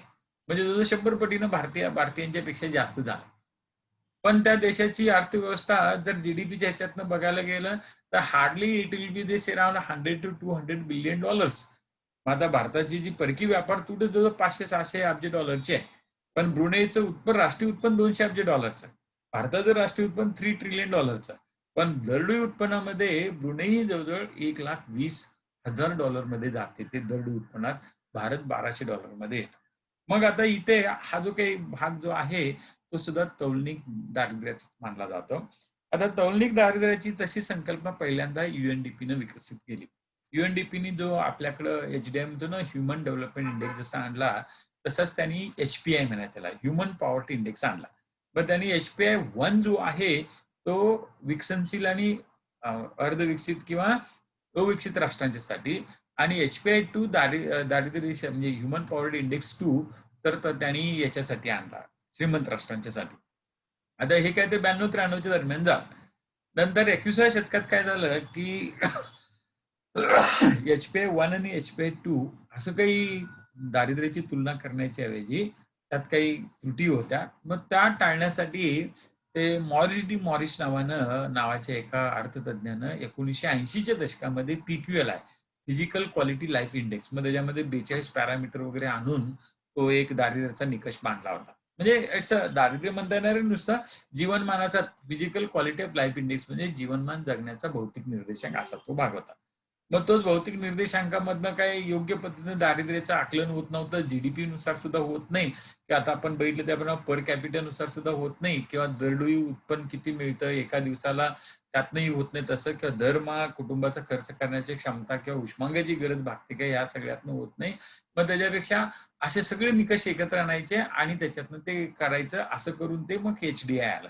मग त्यात सुद्धा पुढे ते HPI आला आणि त्याच्यातनं सुद्धा बदलून 2021व्या शतकाच्या सुरुवातीला ते MPI आला, मल्टी पॉवर्टी इंडेक्स म्हणायचं त्याला. तर मल्टी डायमेन्शनल पॉवर्टी इंडेक्स जो आहे मग त्याच्यामध्ये दारिद्र्याचे वेगवेगळ्या बाजू. मग आता कसं आहे की ते मास्लोची जॉर्ज मास्लो म्हणून एक विचारवंत होऊन गेला तर त्यांनी काय केलेलं आहे की ज्याला माणसाच्या गरजापूर्तीचं पिरॅमिड म्हणायचं त्याला त्यांनी तो तयार केला. तर सुरुवातीला माणसाच्या जैविक गरजा भागण्या इतपत तेवढं त्याच्याकडून उत्पन्न झालं पाहिजे. मग एकदा जैविक गरजा भागल्या की त्याला सामाजिक सुरक्षा पुरवण्या इतपतचं उत्पन्न मिळालं पाहिजे. ते एकदा झालं की त्याला मग ते आत्मसमाधान मिळण्यासाठीचं ज्याला म्हणतात ना तर त्याची प्रगती झाली पाहिजे. म्हणजे असं ते 5 टप्प्यामध्ये त्यांनी माणसाच्या जीवनमानाचा दर्जा कसा उंचावत जातो त्याच्याबद्दलची संकल्पना मांडलेली आहे. आणि मग त्याचाच आधार घेऊन मल्टी पॉवर्टी डायमेन्शनल इंडेक्समध्ये तर जैविक गरजामध्ये काय येणार आहे की माणसाला किती उष्मांक मिळतात. आता उष्मांक आपल्या देशामध्ये सध्या 30 कोटी टन अन्नधान्याचं निर्मिती आपल्याकडे होते. आपल्याकडल्या बफर स्टॉकमध्ये प्रचंड प्रमाणात अन्नधान्य पडू नये. पण what is the quality of that particular food. आता आपल्याला उष्मांक मिळणार जरूर प्रत्येकाला आपण 2100 उष्मांक दर दिवशी देऊ शकतो एवढं आहे. पण ते उष्मांकाचं what is the source of the calories. मग त्यात न्यूट्रिशन किती आहे. मग आता ते कॅलरी जे मिळतात माणसाला ज्याला आपण बॅलन्स डाएट म्हणतो किंवा ते फूड पिरॅमिड जो आहे त्याच्यानुसार माणसाला कॅलरी मधल्या 50% जेवणातल्या कॅलरीतल्या 50% तेच कर्बोदकातनं मिळाल्या पाहिजे. 25% कॅलरी हे प्रथिनातनं मिळाल्याच पाहिजे किंवा 30% पर्यंत सुद्धा. काही ठिकाणी 60-50-60 करतात ते 25-30 केलं जातं आणि 10 ते 15% कॅलरी त्या याच्यातनं फॅटमधनं मिळाल्या पाहिजेत. आता हे उष्मांक मिळत असताना त्याच्यातनं न्यूट्रिएंट्स मिळाले पाहिजेत. मग त्यात मॅक्रो न्यूट्रिएंट्स असतील किंवा मॅक्रो आहेत किंवा काही मायनर आहेत. म्हणजे अगदी त्या ह्याच्यामध्ये ज्याला आपण म्हणतो ना ब्रँचेड अॅमिनो ऍसिड्स असला जो काही प्रकार आहे ज्याच्यामुळं माणसाची इम्युनिटी सुद्धा वाढते. तर सध्या ज्या प्रथिनांच्या मध्ये सल्फरचं प्रमाण जास्त आहे त्याचं जर अन्नातलं सेवन झालं तर ती इम्युनिटी वाढते आणि कोविडला मग तो व्यक्ती लवकर बळी पडत नाही आणि बळी पडली तरी मॉर्टॅलिटीमध्ये जात नाही.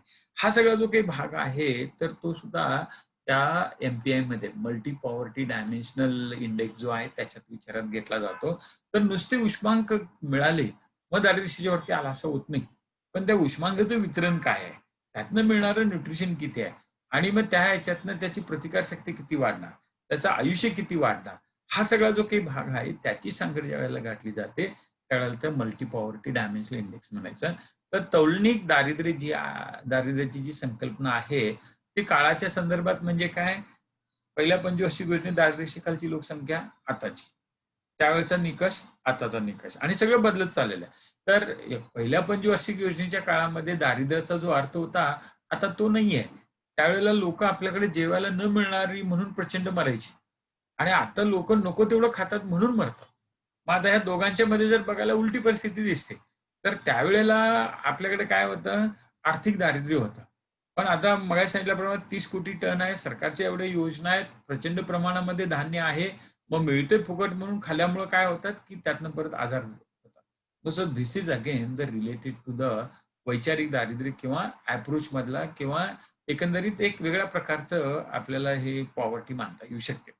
मग हा काळाच्या संदर्भात झाला. स्थळाच्या संदर्भात तुम्हाला माहिती असेलच, की सगळ्यात जास्त दारिद्र्य रेषेखालची लोकसंख्या आपल्या देशामध्ये अजून उत्तर प्रदेशमध्ये. लोकसंख्या हां. पण पर्सेंटेज वाईज बघायला गेला तर ओडिसामध्ये. तर सगळ्यात दारिद्र्य रेषेखालची प्रमाण जे लोकसंख्येचं गरिबांचं प्रमाण सर्वात जास्त जे सध्या ओडिशामध्ये, 2 नंबरला बिहारला येतं. पण संख्येच्या नुसार 1 नंबरला उत्तर प्रदेश आहे, 2 नंबरला परत बिहार आहे. तर संख्या आणि प्रमाण या दोघांच्या बाबतीत बिहारचा दुसरा क्रमांक, संख्येच्या बाबतीमध्ये उत्तर प्रदेश पहिलं, ओडिसा शेवटी. हा सगळा जो काही भाग आहे, मग ह्याला स्थळाच्या संदर्भात तुलना म्हणायचं. तर काळाचं झालं, स्थळाचं झालं, नंतर लाभार्थीच्या संदर्भात सुद्धा आणि त्याच्यानंतर जशी तज्ञ समिती असेल आणि सरकार कुठलं आहे त्याच्यानुसार सुद्धा. म्हणजे परचेस पॉवर पॅरिटी हा जो काही संकल्पना आणलेली आहे, तर ती बऱ्याच वेळेला जगातल्या सर्व प्रगत आणि अप्रगत राष्ट्रांना एका पातीवरती आणून ठेवते.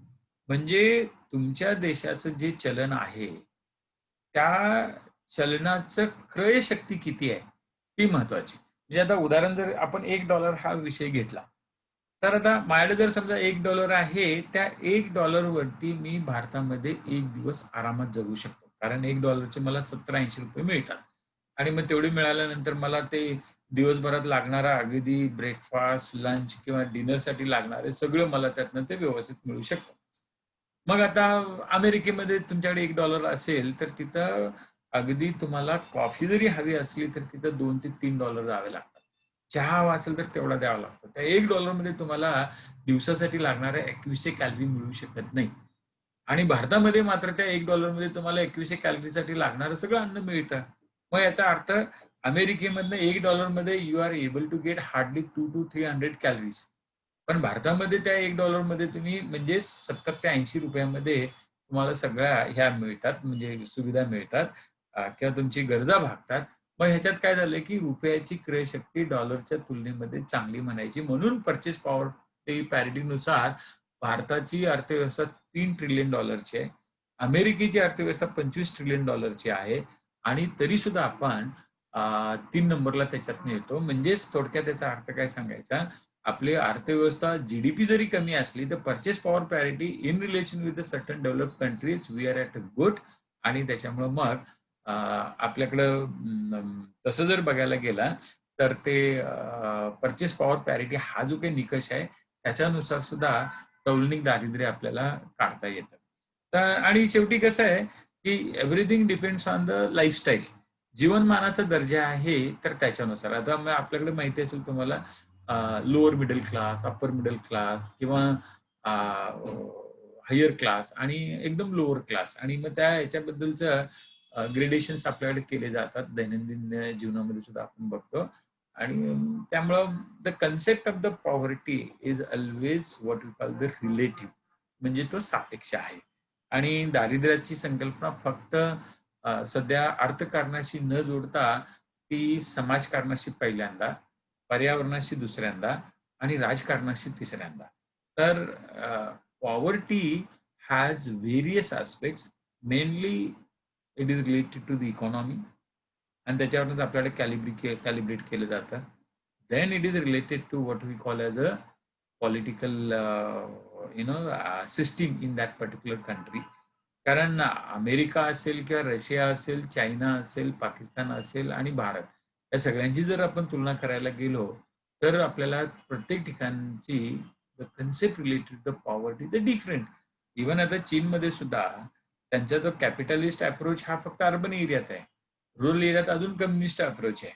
आणि त्याच्यामुळे तिथं साम्यवादी अर्थव्यवस्था ग्रामीण भागात अजून सुद्धा तिथं डॉमिनेट होते. त्यामुळे शहरातल्या लोकांना म्हणजे आता जॅक मा सारखा काही दिवसासाठी आशियातला एक नंबरचा श्रीमंत माणूस चीनमध्येच आहे. आणि दुसऱ्या बाजूला जॅक मायापेक्षा सुद्धा 0.01% सुद्धा उत्पन्नही असे सुद्धा गरीब लोक चीनच्या ग्रामीण भागामध्ये आहेत. जे आता अलीकडच्या काळात तिथं मोठ्या प्रमाणावरती महापूर आणि ह्या ह्याच्यातनं तिथल्या ग्रामीण भागातल्या लोकांचे जे हाल झाले, त्याच्यावरचे जे काही रिपोर्ट्स आले, तर त्याच्यातून दिसून येतं की चीनमध्ये दारिद्र्यरेषेखालची लोकसंख्या ग्रामीण भागामध्ये प्रचंड आहे. शहरी भागामध्ये कदाचित ते दाखवतात त्याच्याप्रमाणे थोडंफार सत्य असू शकेल. पण ग्रामीण भागामध्ये प्रचंड अजूनही तिथं दारिद्र्य आहे आणि it's nothing better than north Korea. म्हणजे उत्तर कोरियातली जी स्थिती आहे ग्रामीण भागातल्या जनतेची आणि चीनमधल्या ग्रामीण भागातल्या जनतेच्या स्थितीमध्ये काही फरक नाहीये. आणि त्याच्यामुळे मग आपल्याला पॉलिटिकल सिस्टीम त्या भागातली कुठली आहे त्याच्यावरती आधारित सुद्धा दारिद्र्याच्या संकल्पनेचा विचार करावा लागतो. सो अर्थकारण, नंतर 2 नंबरला जे समाजकारण, 3 नंबरला राजकारण आणि 3 नंबरला आपल्याला पर्यावरण करता येईल आणि शेवटी राजकारण करता येईल. आणि अशा पद्धतीनं तुमच्याकडे साधन संपत्ती किती आहे? बघा आता UAE किंवा ह्या राष्ट्रांच्याकडे आहे काय? त्यांच्याकडे असून ते फक्त तेलाचे साठे आहेत. दुसरं काय त्यांच्याकडं?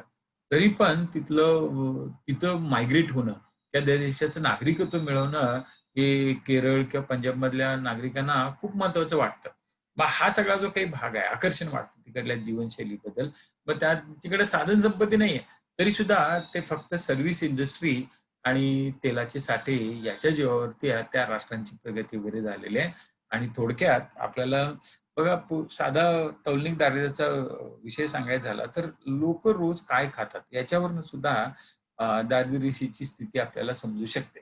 त्यामुळे तौलनिक दारिद्र्याची जी संकल्पना आहे, तर ती it depends a very you can't call it as a confusing, पण त्याच्यामध्ये एक विशिष्ट प्रकारची आपल्याला ॲब्स्ट्रॅक्शन ज्याला म्हणतात अमूर्तीकरण, तर दारिद्र्याची संकल्पना अमूर्तीकरणाच्या पाठीवरती नेणं योग्य नाही.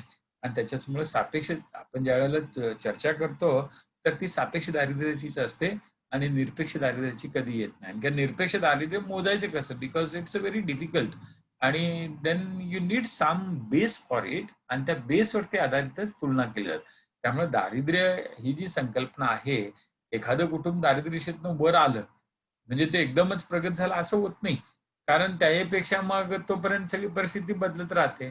तर मागं जेवढं दरडोई उत्पन्न होतं त्याच्यापेक्षा जास्त झालं, की दारिद्र्यरेषेचं कुटुंब मानलं जायचं. पण आता त्या काळातलं उत्पन्न आणि आताचं क्रयशक्ती रुपयाची किंवा चलनाची बघितली, तर ती आपल्याला जोडता येत नाही. तर त्यामुळं हा जो काही तौलनिक दारिद्र्याचा जो संकल्पना आहे, ती अशा राष्ट्रीय जागतिक पातळीवरती तौलनिक दारिद्र्याची संकल्पना विकसित कशी झाली, तर मॉरिस डी मॉरिसनं पहिल्यांदा 45 निकष वापरून PQLI physical quality of life index आणला. त्याच्यात मध्ये थोडाफार बदल करून ते UNDPनं काय केलं, जे 3 निकष ना, आरोग्य, दरडोई उत्पन्न आणि साक्षरता. तर यांना वेटेज दिलं आणि त्यांच्यात सुद्धा परत काही बाकीच्या घटकांची म्हणजे आता साक्षरतामध्ये करायचं झालं, तर पोरगं शाळेत किती काळ असतं आणि लिटरसी रेट किती, त्यांची सांगड घालून ते करण्यात आलेलं आहे. त्यामुळे तो 1990 पासून HD आहे. त्यामुळे 80 ते 90 पर्यंत जगामध्ये तौलनिक दारिद्र्याबाबत PQLIच वापरला जायचा. नंतर मग HDI सुरू झाला. तो साधारणपणे 2 आणि आता सुद्धा मध्ये तो HPI आला, HPI-1 प्रत्यक्ष दारिद्र्याबद्दलचा आणि नंतर आपण MPI आहे सध्या मल्टी पॉवर्टी इंडेक्स आहे. तर ते असं आंतरराष्ट्रीय भारताच्या पातळीवरती जर तुम्ही बघायला गेला, तर उष्मांकाचा निकष, त्यानंतर वार्षिक उत्पन्नाचा निकष आणि त्याच्यानंतर दरमहा दरडोई खर्च करण्याची कुटुंबाची क्षमता तो आहे आणि जागतिक बँकेनं आणलेला प्रतिदिन दरडोई उत्पन्न किती आहे. तर हे सगळे जे काही मुद्दे आहेत ते लक्षात घेतलं, की तौलनिक दारिद्र्याची संकल्पना आपल्या लक्षामध्ये येऊ शकते आणि हे सगळं कमी करायसाठी सध्या ते UBI आणलेलं आहे, universal basic income. Universal basic income म्हणजे काय? की कुठल्याही व्यक्तीला त्या देशात असलेल्या साधन संपत्तीचं शोषण न करता किमान किती त्याचं उत्पन्न असलं पाहिजे, की त्याचा जीवनमानाचा दर्जा सर्वसाधारण मानकापर्यंत असू शकेल. म्हणजे काय, की साधारण युरोपमध्ये गेला किंवा तुम्ही अमेरिकेत गेला, 18 वर्षाच्या खालची ज्यांना कुणीही नाही आहे, ती सगळी जबाबदारी शासनाची असते. 60 वर्षाच्या वरची व्यक्ती ज्याला कुणीही नाहीये, कुटुंब नाहीये, कुणी नाही, ती सुद्धा शासनाची जबाबदारी असते. तर 18च्या खालची 60च्या वरती population is called the dependent आणि मग ह्या पॉप्युलेशनची जबाबदारी सरकारवरती असणार. मग त्यासाठी सरकारच्या वेगवेगळ्या योजना असणार. त्याला सोशल सिक्युरिटी प्रोग्राम्स म्हणतात. आपल्या देशामध्ये असं डायरेक्ट सोशल सिक्युरिटी प्रोग्रामच्या ऐवजी मगाशी सांगितल्याप्रमाणे अनेक वेगवेगळे कार्यक्रम आहेत. आणि मग त्या ह्याच्यातनं आपल्याकडे काय संख्या एवढी जास्त असल्यामुळं ज्याला गरज आहे तर त्यालाच मदत हा जो काही तत्व आहे त्याचा जास्त आपल्याकडे वापर केला जातो. आणि मग त्यामुळं आपल्याकडली तौलनिक दारिद्र्याची संकल्पना जी आहे त्याचे स्थळ, काळ, संदर्भ जे आहेत आणि सरकारमार्फत सुद्धा म्हणजे आता जर सांगितल्याप्रमाणे बघा रैतू योजना जी तेलंगणाने अंमलात आणलेली आहे. तर ती मध्य प्रदेशमध्ये यायला पाहिजे होती, गुजरातमध्ये पाहिजे होती, आंध्रात पाहिजे होती किंवा महाराष्ट्रात पाहिजे होती. आपल्याकडे दिले, पण ती वेगळ्या स्वरूपामध्ये आणि प्रत्यक्ष लाभार्थीपर्यंत ते जातच नाही. किंवा ते मगाशी सांगितल्याप्रमाणे काँग्रेसच्या जाहीरनाम्यातलं त्या न्याय योजना त्यांनी नाव तिला दिलं तर न्याय. तर न्याय योजना जी आहे राहुल गांधींनी ती जाहीरनाम्यात त्यांची आणली होती. तर ते न्याय is nothing but related to the आर्थिक न्यायाच्या संदर्भातला तो आहे. आणि त्याच्यामुळं युनिव्हर्सल बेसिक इन्कम तर आपल्या भारतीय राज्यघटनेमध्ये हे जे 3 जस्टिस दिलेले आहेत सोशल, पॉलिटिकल आणि इकॉनॉमिकल. आपल्याकडे पॉलिटिकल जस्टिस अगदी सुरुवातीलाच आला. इकॉनॉमिक जस्टिस हळूहळू येतोय आणि सोशल जस्टिसला it is going to take lot of time because of the cultural differences किंवा आपल्याकडली मानसिकता. त्यामुळे आपल्याकडं पहिला राजकीय न्याय झालेला आहे. आर्थिक न्यायासाठी आता आपल्याकडे हे युबीआय सारख्या ज्या संकल्पना आल्या तर त्यातून मिळू शकेल किंवा ज्याला आपण फायनान्शियल इन्क्लुजन म्हणतो किंवा सस्टेनेबल डेव्हलपमेंट आहे किंवा सोशल इनिशिएटिव्ह आहे.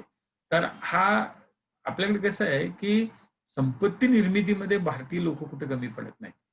पण निर्माण झालेल्या संपत्तीचा लोकांच्या गरजेनुसार योग्य पद्धतीनं ज्याला आपण म्हणतो ना पर्याप्त वापर करण्यासाठी जे वितरण करावं लागतं त्यासाठी फॅसिलिटेटर किंवा रेग्युलेटर म्हणून सरकारची जी भूमिका असायला पाहिजे प्रचंड प्रमाणात त्यात आपण अपयशी ठरलोय.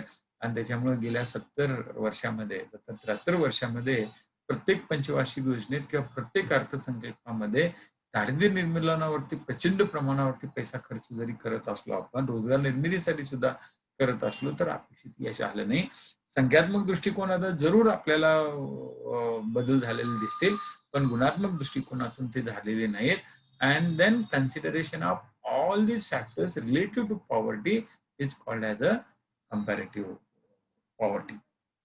बरं आता पुढचा काय मुद्दा तुला विचारायचा प्रतीक्षा? नाही सर, आता ह्या पेपर मधलं काहीच नाहीये. बर मग आज आता दुसरा पेपर तुला कुठला बोलायचा आहे की पुढच्या ह्याच्यात लेक्चर मध्ये करायचा आहे? सर पेपर 6 मधलं सी सॅट घेतलं असतं त्याचे 2-3च होते. हा विचार ना. सर जो फर्स्ट पॅसेज आहे ना त्याचं मला हा बर बर मी जर ते काढतो पेपर. हो. फर्स्ट पॅसेज मधला कितवा पेपर प्रश्न बोललीस तू? Third question.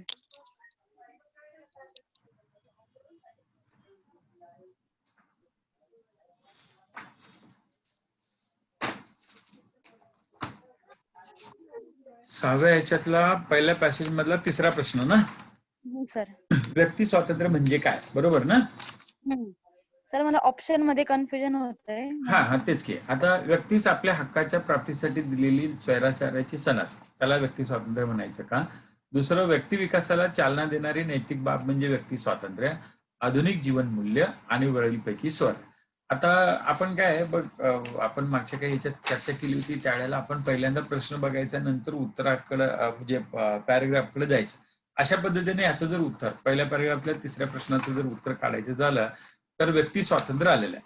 मग आता हा पॅरेग्राफ वाचताना व्यक्ती स्वातंत्र्य कुठं आलेलं आहे हे आपल्याला बघायला पाहिजे. मग आता जर मी त्या पॅरेग्राफवरती लक्ष दिलं तर लगेच शेवटून जर 7वी 8वी ओळ घेतली तर पण व्यक्ती स्वातंत्र्य म्हणजे व्यक्तीस आपल्या हक्काच्या प्राप्तीसाठी दिलेली स्वैराचाची सनद नव्हे, असं त्यांनी स्पष्ट म्हटलेलं आहे. तर याचा अर्थ काय झाला, एक नंबर येणारच नाही. मग आता त्याच्या अगोदर त्यांनी त्या वाक्याच्या अगोदर सुद्धा दिले की कोणत्याही जाती धर्माची असो, हा नैतिक मुद्दा आम्ही मान्य केला या पद्धतीचं, म्हणून व्यक्ती स्वातंत्र्य नावाचे आधुनिक जीवनमूल्य आम्ही पवित्र मानू लागलो.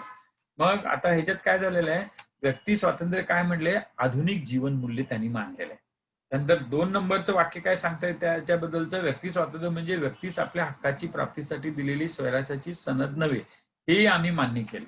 मग आता उत्तर जर काढायला गेलं व्यक्ती स्वातंत्र्य म्हणजे काय, तर पहिलं पर्याय जो आहे, व्यक्ती आपल्या हक्काच्या प्राप्तीसाठी दिलेली स्वैराचाची सनद नव्हे हे आपण मान्य केले म्हणजे ते नाहीच येणार. आता दुसरं, व्यक्ती विकासाला चालना देणारी नैतिक बाब आणि आधुनिक जीवनमूल्य. मग आता ह्याच्यात आपण जर बघायला गेला तर या पद्धतीचं व्यक्ती स्वातंत्र्य नावाचे आधुनिक जीवनमूल्य आम्ही पवित्र मानू लागलो. मग आता याच्यात त्या पॅरेग्राफ मध्ये दिले त्याच्यानुसार व्यक्ती स्वातंत्र्य म्हणजे आधुनिक जीवनमूल्य हेच उत्तर येणार. व्यक्ती विकासाला चालना देणारी नैतिक बाब हे येणार नाही, कारण सर्वसाधारण उत्तराच्या याच्यानुसार पॅरेग्राफ मधल्या माहितीनुसार उत्तर माझ्या दिलेल्या पर्यायातनं 1 किंवा 3च पॅरेग्राफ मध्ये दिलेले आहेत, एक तर बसत नाही. आणि पहिलेच वाक्य दिले त्याने आधुनिक जीवनमूल्य, म्हणून 3चं उत्तर 3 असणार. किती दिले उत्तर तुम्हाला प्रतीक्षा? 3 दिलेले आहेत. 2 दिले, सॉरी सर. हा 2 नाही तर 3. थर्डचं सेकंड. नाही 2 ओके नंबर ओके. उत्तर त्या पॅरेग्राफ मध्येच ते कुठे नाही आहे ना. हा. व्यक्ती स्वातंत्र्यासाठी 2च वाक्य आहेत बघ. पहिलं वाक्य आहे ते व्यक्ती स्वातंत्र्य नावाचे आधुनिक जीवनमूल्य आम्ही पवित्र मानू लागलो, आणि दुसरं म्हणजे काय, व्यक्तीस आपल्या हक्काच्या प्राप्तीसाठी दिलेली स्वैराचाराची सनद नव्हे. आणि त्यामुळे 1 आणि 3च येतं, मग 1 तर उत्तर येणारच नाही, तर 3 नंबरचं येणार. हा. आणि कुठं ते व्यक्ती विकासाला चालना देणारी नैतिक बाब म्हणजे व्यक्ती स्वातंत्र्य, असं या पॅरेग्राफ मध्ये कुठेही आपल्याला अर्थ मिळत नाही ना. हो सर. त्याच्यामुळे उत्तर आपलं 3. Okay sir. 59 नंबरचा क्वेश्चन होता. त्याच्यामध्ये हाईट काढायची होती, तर दिलेला आन्सर 3rd आहे.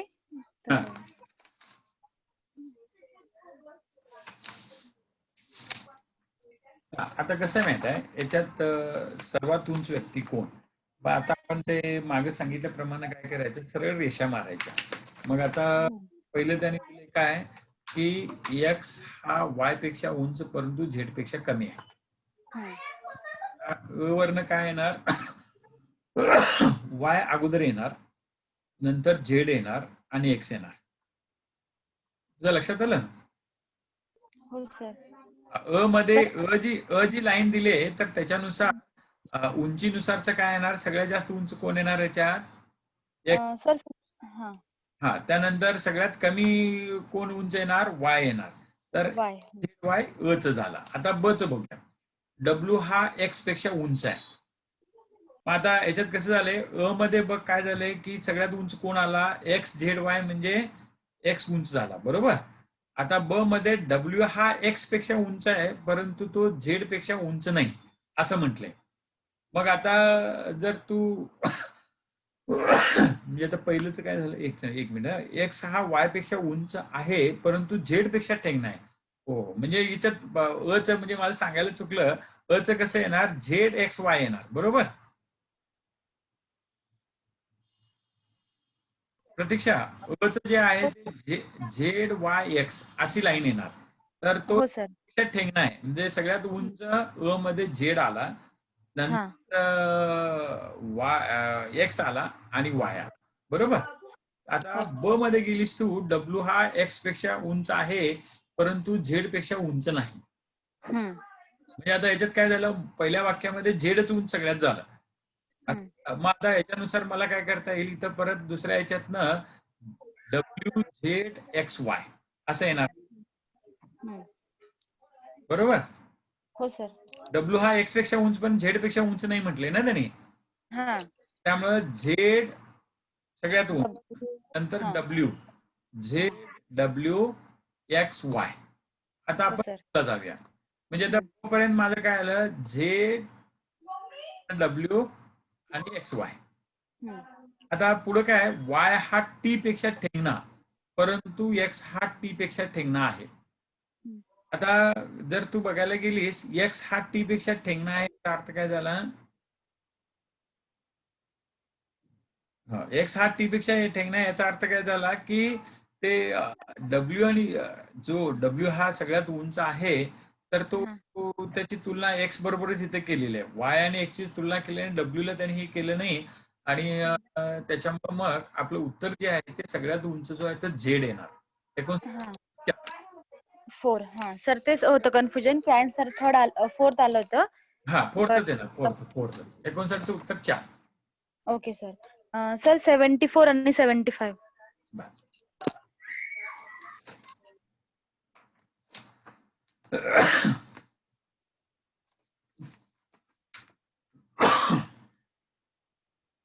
आता त्यांनी काय झालं म्हटलं बघ 3, 5, 12 या आणि इतर एक संख्या आपण एक्स मानली यांचा लसावी काढायला सांगितलं.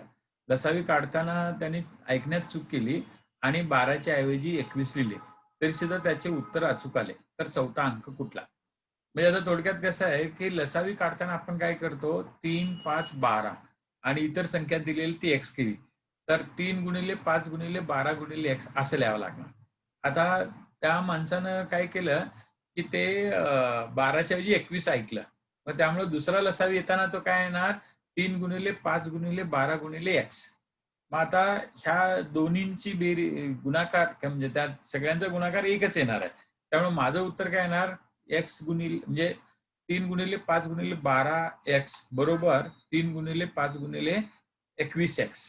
मग आता 3 गुणिले 5 गुणिले दोन्हीकडचं जाणार आणि मग हे 12 एक्स बरोबर 21 एक्स आलं तर ते एक्स वर्ग येणार. तर एक्स वर्ग बरोबर 12 गुणिले 21 केलंस तू आणि मग त्याच्यातनं उत्तर जर काढलं तर ते दिलेलं आहे त्याच्याप्रमाणे 74चं 1 येणार. आता मला वाटतंय याचं मी तुला ते आपल्याकडे जे नेहमी जी स्लाइड असते ना 74च्या सोल्युशनची मी ती स्लाइड पोस्ट करायला सांगतो मग त्यातनं तुला ते मिळून जाईल. Okay sir. हा नंतर कुठलं आता याच्यात मुळात मुद्दा काय बघ लसावी जो आहे 3, 5, 12 एक्सचा सुद्धा आणि 3, 5, 21 एक्सचा सुद्धा सारखा येणार. मग लसावी दोन्हींचा सारखा म्हणजे काय झालं 3 गुणिले 5 गुणिले म्हणजे काय तर 3 गुणिले 5 दोन्हीकडे कॉमन आहे त्यामुळे 12 बरोबर 21 एक्स येणार. आता तुला संख्या काय होणार की ते 12 आणि 21 मग दशम आणि एकक या स्थानांची त्यांनी उलटफेर केलेली आहे आणि त्याच्यामध्ये आपण जर बघायला गेलं तर वाटेल आपल्याला की इकडले एक्स गेलं इकडले एक्स गेलं तसं न करता ते एक्स स्क्वेअर मानून किंवा ते दशक आणि एकक स्थानच्या ज्या किमती आहेत त्यातला जो बदल आहे तो लक्षात घेऊन आपल्याला याचं उत्तर काढायला पाहिजे. ते स्पष्टीकरण असलेली स्लाइड आहे ती पाठवतो मी. 74चं झालं. पुढचं 75 ना. हो. हा एका मोठ्या कापडाच्या गट्ट्याचा आकार 100 गुणिले 100 मीटर बाय 1 मीटर इतका आहे. या कापडाचे 1.5 मीटर बाय 1 मीटर आकाराचे तुकडे केल्यास एकूण कापडाच्या किती पट कापड वाया जाईल. आता याच्यात कसं केलंय त्यांनी आकार दिला त्यांनी 100 मीटर बाय 1 मीटर म्हणजे स्क्वेअर मीटर मध्ये तुला जर बघायला गेलं तर 1000 चौरस मीटर ते येणार. आता आपल्याला त्याचे तुकडे किती करायचे आहेत 1.5 मीटर बाय म्हणजे 1.25 मीटर 1.5 मीटर 1.5 चौरस मीटरचे आपल्याला तुकडे करायचे आहेत. मग माझ्याकडे 1000 चौरस मीटर आहे त्याचे तुकडे मी जर 1.5 चौरस मीटर प्रमाणे करत गेलो तर 1000 भागिले 1.5 केलं नाही. मग त्याच्यातनं जी काही बाकी येईल तर ती किती येते ती काढायची. तर 1000 भागिले 1.5 म्हणजे 10,000 भागिले 15 असं जर तू करत गेलीस किंवा आता आपण बघायला गेलं तर 10,000 भागिले 15 केलं तर ते 15 सक्क 90 आणि मग ते सगळा भागाकार जर करत गेलीस तर ते 1000 भागिले 1.5 केलं किंवा म्हणजे आता ती जी बाकी येईल ना तर ती बाकी 1000 चौरस मीटरची किती आहे तर ती काढायला पाहिजे आणि मग आपण त्यातली बाकी ती 1 येते. मग 1 बाकी आल्यानंतर ती किती पट आहे याच्या तर त्या 1 भागिले 1000 पट म्हणून उत्तर ते 1 नंबरच येणार. ते तुझं उत्तर किती 4 काढलीस किती काढलं 15 सक्क 90. नाही सर मला सॉल्व नाही करता आलं ते. आता याच्यात मी पद्धत सांगतो, तू जरा सोल्युशन बघ तुला करता येतं का, नाहीतर ते मी पाहतोच त्याच्यात. बघ ओके. याच्यात झालंय, कापडाच्या गट्ट्याचा आकार त्यांनी दिलाय 1000 मीटर बाय 1 मीटर. आता याचा अर्थ काय, की तो कापड जे आहे असं पसरवलं आपण तर ते 1000 चौरस मीटर इतकं त्याने क्षेत्रफळ वापरलं जाणार. तुझ्या लक्षात आलं ना? हो सर. एक कापड घेतलं आपण, त्यांनी गुंडाळून ठेवलेलं आहे आणि तो गट्टा मी असं ओपन केला तर त्यातनं त्याचं क्षेत्रफळ किती येणार, तर ते लांबी गुणिले रुंदी. रुंदी. 1 मीटर आहे, रुंदी 1 मीटर आहे, लांबी 1000 मीटर आहे. मग असं जर ते हे केलं तर 1000 चौरस मीटर त्या कापडाचं क्षेत्रफळ झालं. तर मला तुकडे करायचे आहेत. मग एक तुकडा कितीचा आहे, 1.5 बाय 1 मीटरचा आहे. ते 1.5 चौरस मीटरचा एक तुकडा झाला. आणि कापड आहे किती, 1000 चौरस मीटरचा आहे. तर चौरस मीटरचे 1.5 चौरस मीटर नुसारचे मला तुकडे करायचे झाले, किती तुकडे होणार, तर 1000 भागिले 1.5 चौरस मीटर मी केलं, 1000 भागिले 1.5 केलं. आणि मग त्यातनं भागाकार केल्यानंतर काय पूर्ण भाग जात नाही, त्याच्यात बाकी उरते. ती बाकी किती उरते, तर त्या एकूण कापडाच्या किती पट कापड वाया जाईल म्हणायचं. मग ती बाकी जी आहे ती अंशाच्या ठिकाणी येणार आणि 1000 चौरस मीटर कापड आहे ते खालच्या ठिकाणी येणार, म्हणजे छेदाच्या ठिकाणी येणार. त्यामुळे 75 येईल. फर्स्ट ऑप्शन काय? कशातला फर्स्ट ऑप्शन? 25 चं first option. First option correct. तर दिलेल्यातलं पहिलंच. ओके. आता हा. 72 नंबरची आकृती जर बघितलीस ना तर ह्या प्रश्नाच्या संदर्भासारखीच येते 72 नंबरची. तर ते 72 जे रेषा रेषा मारलेले ती 1.5 चौरस मीटरची मानायची आणि ते बाकीचा वर्तुळ बाकीचा जो चौकोन आहे तो 1000 चौरस मीटर मानायचा. आणि मग असे 1.5 चौरस मीटरचे असे 1000 मध्ये किती तुकडे बसतील, तर 1000 चौरस मीटर भागिले 1.5 चौरस मीटर करायचं. तर भागाकार केल्यानंतर पूर्णांक जाईल तो आणि मग उरलेला जो काही बाकी असेल तर ती बाकी भागिले 1000 चौरस मीटर केलं की ते आपलं उत्तर येणार आणि ते बाकी त्याच्यात एक येते असं. ओके. अजून कुठलं विचारायचं तुला? नाही सर. मनोज तुला काय विचारायचं काय? आपण बघ आज याच्यामध्ये 6 नंबरचा पेपर 1 आणि 6 नंबरचा पेपर 2 याच्यावरती थोडी तिला ज्या अडचणी होत्या त्याची चर्चा केली. तुला यातल्या काही अडचणी विचारायच्या आहेत, because I am seeing you for the first time. हा मनोज काय बोलायचंय तुला? 6 नंबरचा पेपर जो आहे GS1 आणि GS2 त्याच्याबद्दल आपण चर्चा केली. अर्थात प्रतीक्षाला ज्या अडचणी होत्या त्याच्यावरतीच आपण बघितलं, बाकीच्या मुद्द्याकडे लक्ष दिलं नाही. पण वेळेच्या याच्यामुळे आपण तेवढं केलं. तुला काय विचारायचंय का की मग पुढच्या ह्याच्यात आपल्याला प्रतीक्षा मग आता तू तिन्ही पेपर 7, 8, 9, 10 बरोबर हो सर. कधीपर्यंत सुटवणार तुझे? सर माझे झालेलेच सोडून, फक्त पेपर 2 चा 9, 10 बाकी आहे. बरं मग ते दोन्ही सोडवून घे आणि मग मला मग then we can have either सोमवारी नाही, मंगळवारी नाही, बुधवारी आपल्याला लेक्चर घेता येईल. बुधवारी आपल्याला चर्चा करता येईल. ओके सर चालेल ना.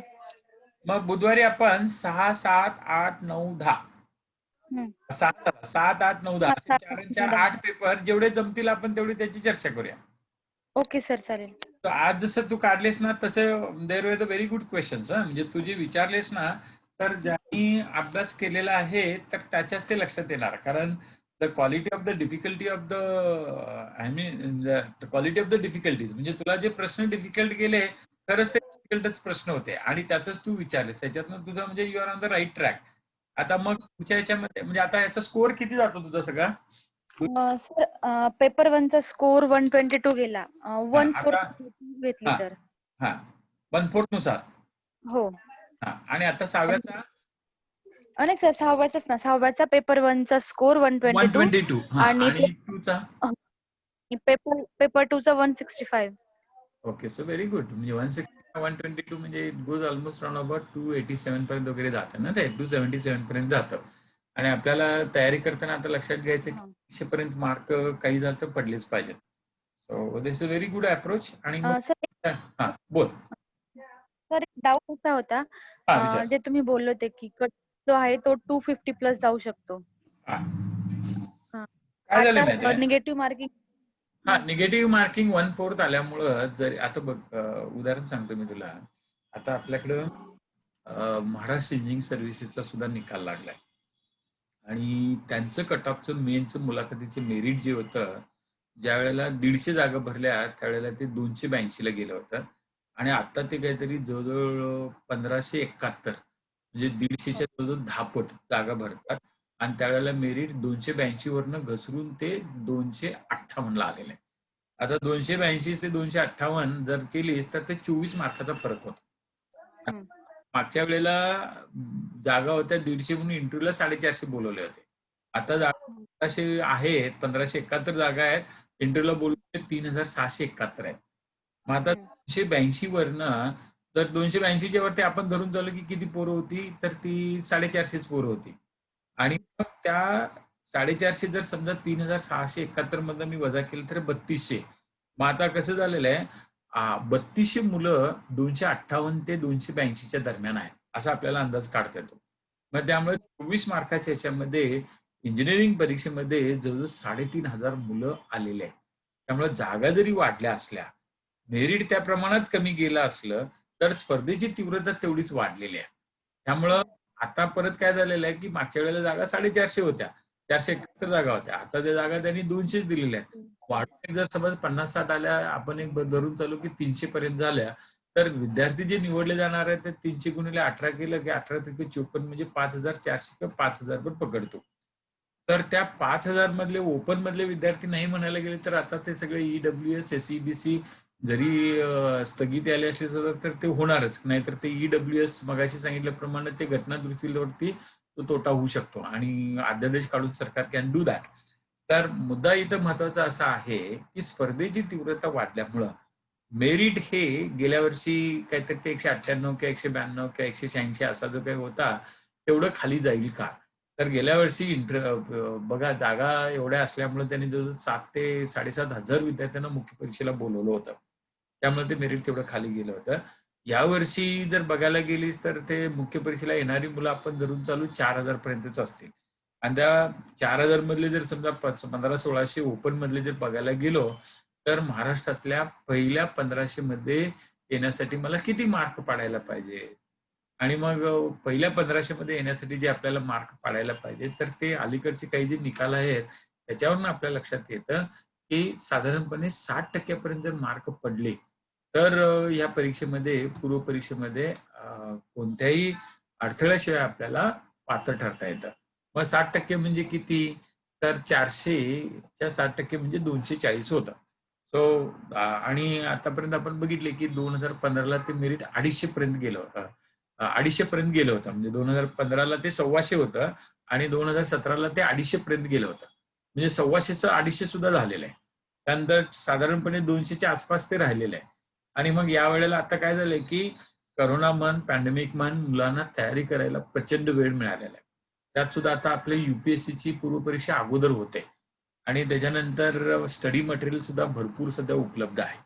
त्यामुळं मुलांची तयारीचा जो दर्जा आहे, जागांची संख्या आहे आणि एकंदरीत कल जर आपण बघितला, to be on a safer side as I told you 60% जरी मार्क पाडायचे ठरले, तर definitely you have to be somewhere about 240. आणि मग जर समजा तुम्हाला कुठल्या आरक्षण गटाचा किंवा कुठल्या संवर्गातून जर तुम्ही येत असाल, तर आणखी त्याच्यामध्ये कमी होऊन जाईल.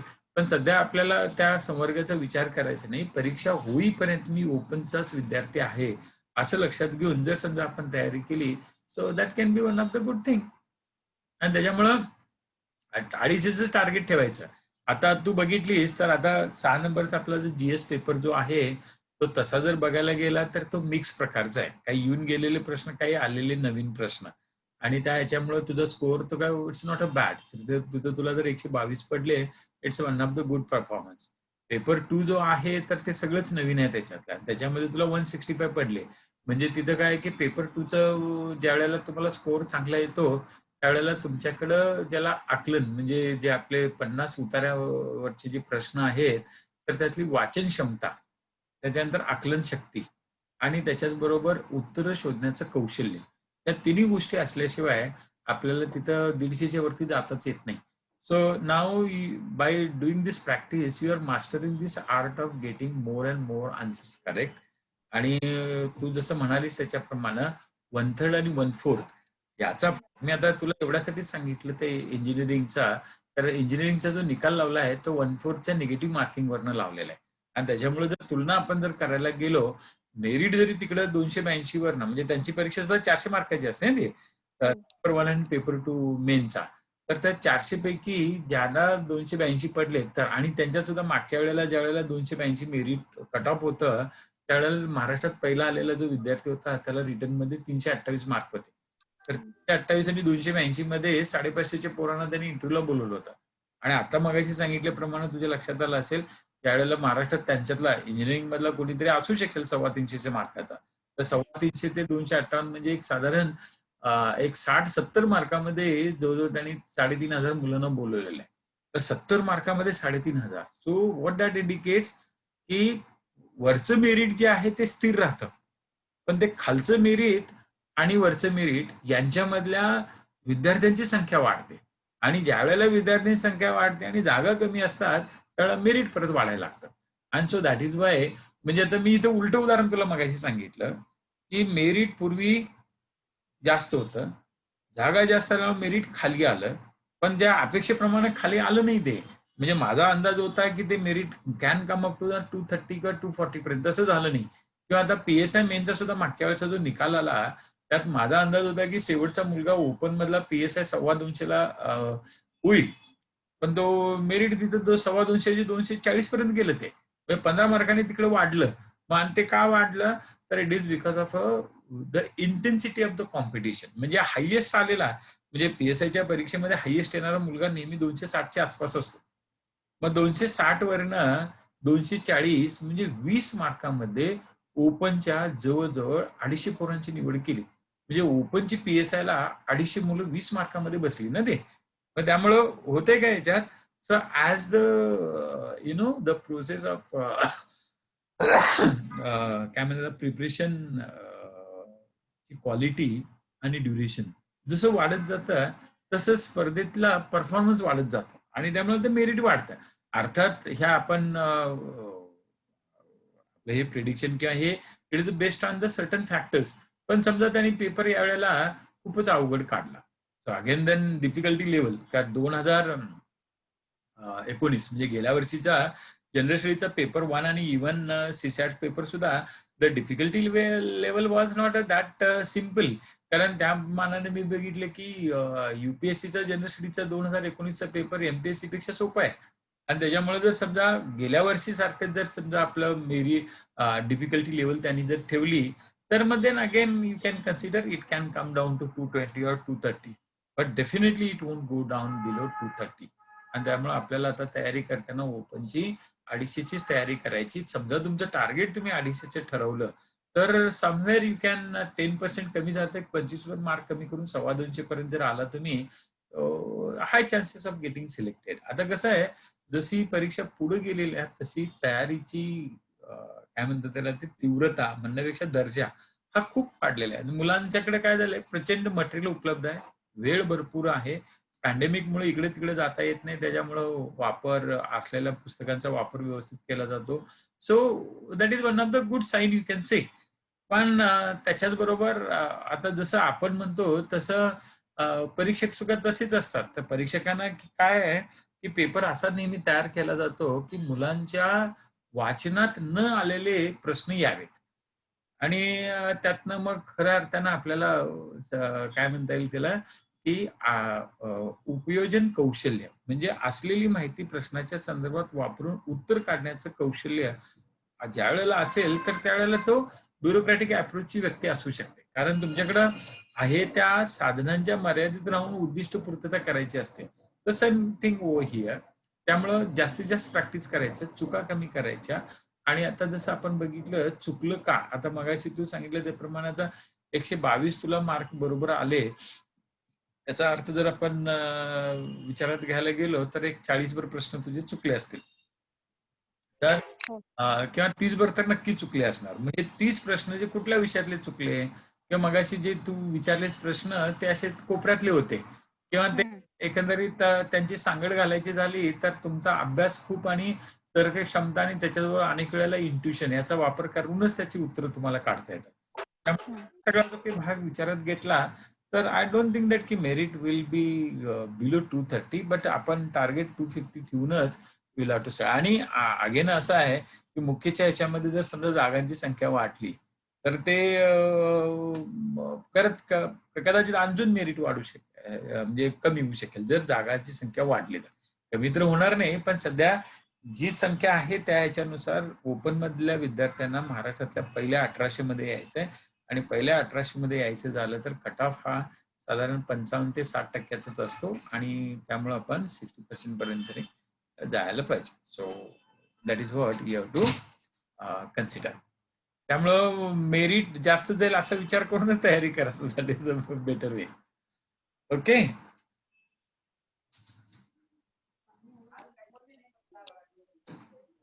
So will stop over here आणि मग आपण वेनसडेला परत 3 वाजता भेटूया आणि आपल्याला तुम्हाला मॅडम लिंक पाठवतील तर 3 वाजता आपल्याला ह्या आणि मग मी ते काही आता जसं बघितलं आपण तर त्या काही स्लाइड्स असतील तर त्या सुद्धा तुम्हाला दाखवेल. आजच्या सुद्धा होत्या पण ते स्लाइड बघत बसलो की आपण ते बाकीची चर्चा होत नाही. त्यामुळे ते मला जे वाटते ते मी बोलत राहतो.